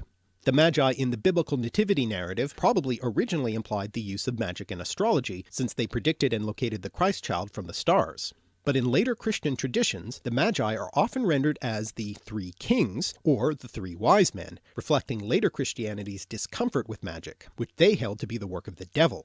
In any case, the Greek words magos and mageia were subsequently borrowed into Latin as magus and magia, initially with the specific reference of Persian practices, as for instance by the Roman orator Cicero, but soon in the more general sense, as for instance by the poet Virgil.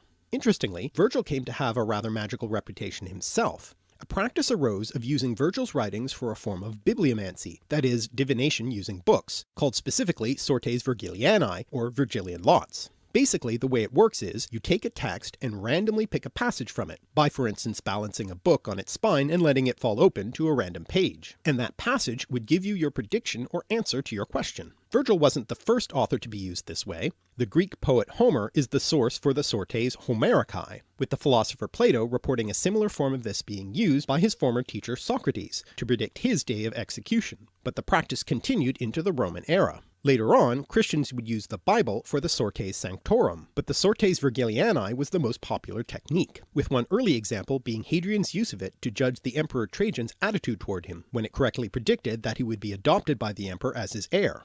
The practice continued through the Middle Ages and into the early modern period, and correctly predicted the death of King Charles I when the Viscount Falkland suggested the king try this as a light-hearted pastime when they came across a finely printed and bound edition of Virgil. To mitigate the damage, the Viscount tried it himself, hoping to hit upon some irrelevant passage and discredit the king's prediction, only to correctly predict his own death.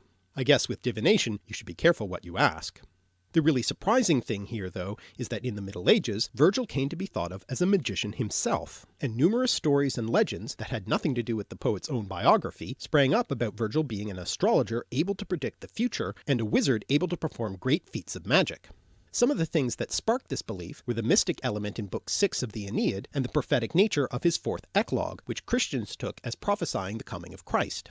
Even his name was seen as being a clue, since the name Virgil is similar to the Latin word virga, wand, and he was said to have a maternal grandfather named Magus. Well, his mother did indeed come from a Roman family with the name Magia, though it's not related to the word Magus. In medieval Wales, this reputation was so strong that the Welshified version of his name became a generic term for a magician, which today is the modern Welsh word for a pharmacist. Now that Latin word sortes, or sores in the singular form, comes from the Proto-Indo-European root ser, to line up. In Latin, the word was originally used to refer to little pieces of wood used to draw lots, but later came to refer to what is allotted by fate, and thus fortune, and then to any kind of fortune-telling. From that, it later developed the sense rank, class, or order, and it's that sense that we see in the English word sort. The word sortition refers to the drawing of lots, like a lottery, and the word lottery is related to the word lot, coming from a Germanic root, and thus bringing us back to the theme of gambling which we last saw in the Gambling Con. The other way this root makes it into English are the words sorcery and sorcerer, from Old French sorcerie and sorcière, originally one who predicts or influences fate or fortune, but broadening to mean one who uses magic. The more precise word now for fortune-telling by drawing lots is kleromancy, another of those mancy terms like necromancy, bibliomancy, and oniromancy. The first element of kleromancy is the Greek kleros, lot, allotment, from the Proto-Indo-European root kel, to strike or cut, from the idea of that which is cut off. Also from Greek kleros is Greek klerikos, Latin clericus, and English cleric, clerk, and clergy. So how do we get to here from there? Well, from the sense allotment, kleros also came to mean inheritance, which is how it's used in the Greek translation of the biblical book Leviticus in reference to assistance to the temple priests. Therefore shall they have no inheritance among their brethren, the Lord is their inheritance. So the word came to refer to matters having to do with priests, and eventually priest and the priesthood itself. In the Middle Ages, clerks, sometimes now pronounced clerks, were the only well-educated people available, and so in addition to their religious duties, also used their skills as accountants. And from that, we get the modern sense of clerk, which is broadened further to include clerical bureaucratic duties, and even store clerks.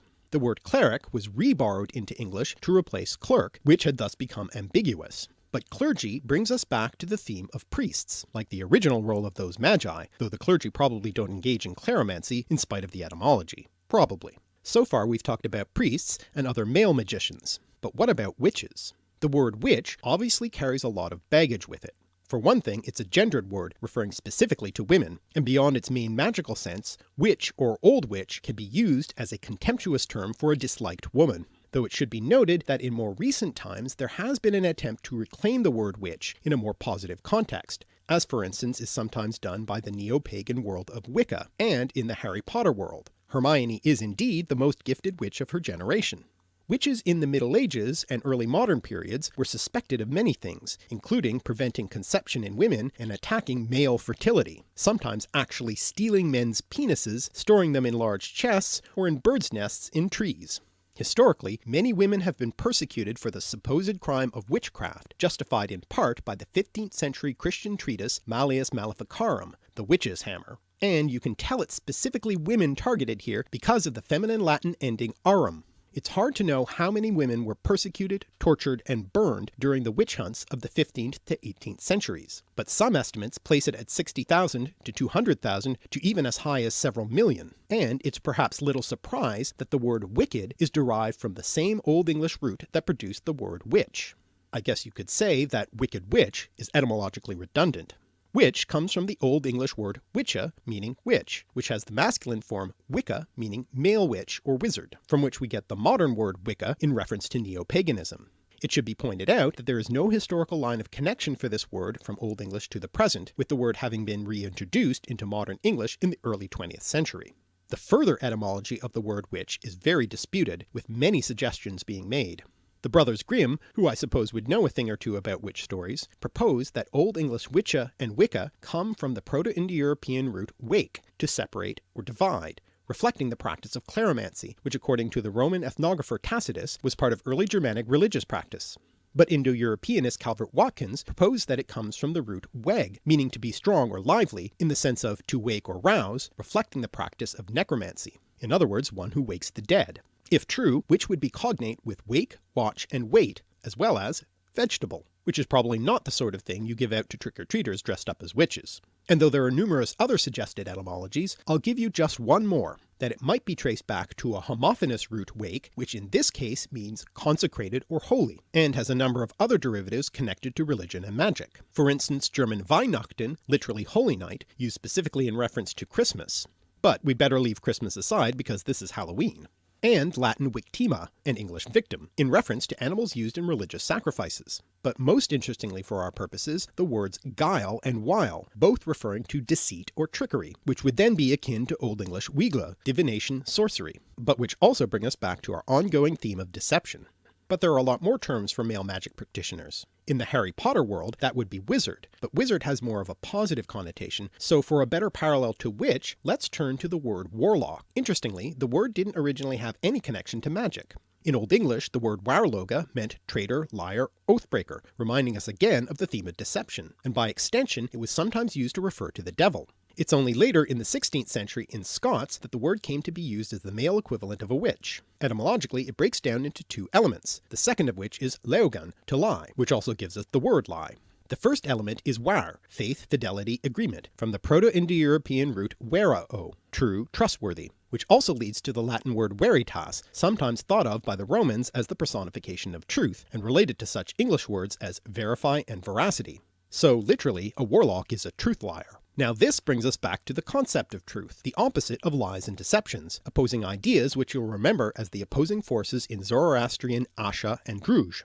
There are a number of words in English that mean truth, including the now somewhat archaic word sooth. The Old English form soth was actually quite common and comes from the Proto-Indo-European root s that supplies several of the forms of the irregular verb to be, such as is and am, as well as words such as yes, essence, and sin. Though the word sooth today is somewhat obscure, the compound soothsayer, meaning a fortune teller or prophet, is rather more well known, being used for instance to describe Tiresias in the Oedipus story, along with seer, literally one who sees.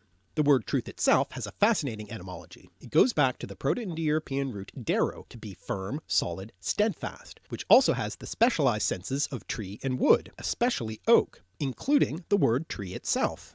It's also the second element in the word Ausatru, a term used to refer to a neo-pagan group focused on the Old Norse mythological tradition, which means literally faith or allegiance to the Aesir, the pantheon of Norse gods. And we've already seen that first element as the root lying behind the name of the Zoroastrian god Ahura Mazda. The Norse, by the way, also had their own tradition of magic, called Seidr, associated with the gods Odin and Freya. The word Seidr comes from the Proto-Indo-European root sai, meaning to bind or tie, which also has the derivatives sinew and secular, which originally as Latin saeculum meant age, span of time, and came to mean worldly, not religious. Other derivatives of deru, solid tree, are dryad, a tree nymph in Greek mythology, and druid, the high-ranking priestly class who also wielded considerable secular power among the Celtic peoples. So, the Druids are another example of a priestly class, like the Magi and the clergy, who are also mistrusted by external cultures, in this case the Romans during the Roman Britain period. The second element of the word druid comes from the Proto-Indo-European wade, to see, which has such other derivatives as vision, view, and evident, as well as wise, wisdom, and wit. So, a druid is someone who is wise about trees.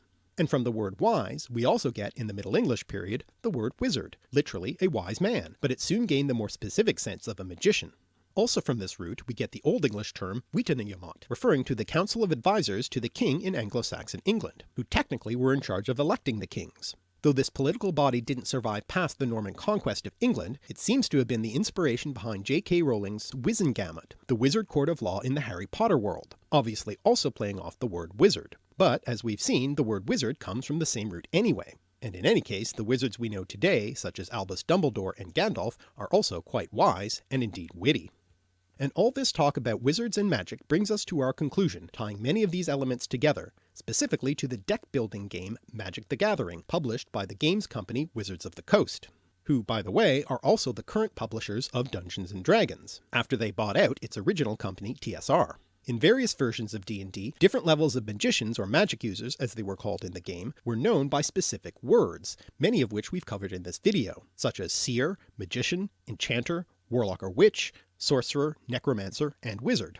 The game Magic the Gathering, which also has magic users known as mages by the way, was developed by Richard Garfield, who had been a combinatorial mathematics doctoral student at the University of Pennsylvania, and apparently he created it so that he and his friends would have something to do while they waited for everyone to turn up for their D&D games. Garfield has two other claims to fame. His great-great-grandfather was James A. Garfield, a rather minor US president, having been assassinated within his first year in office. And his granduncle Samuel B. Fay invented the paperclip.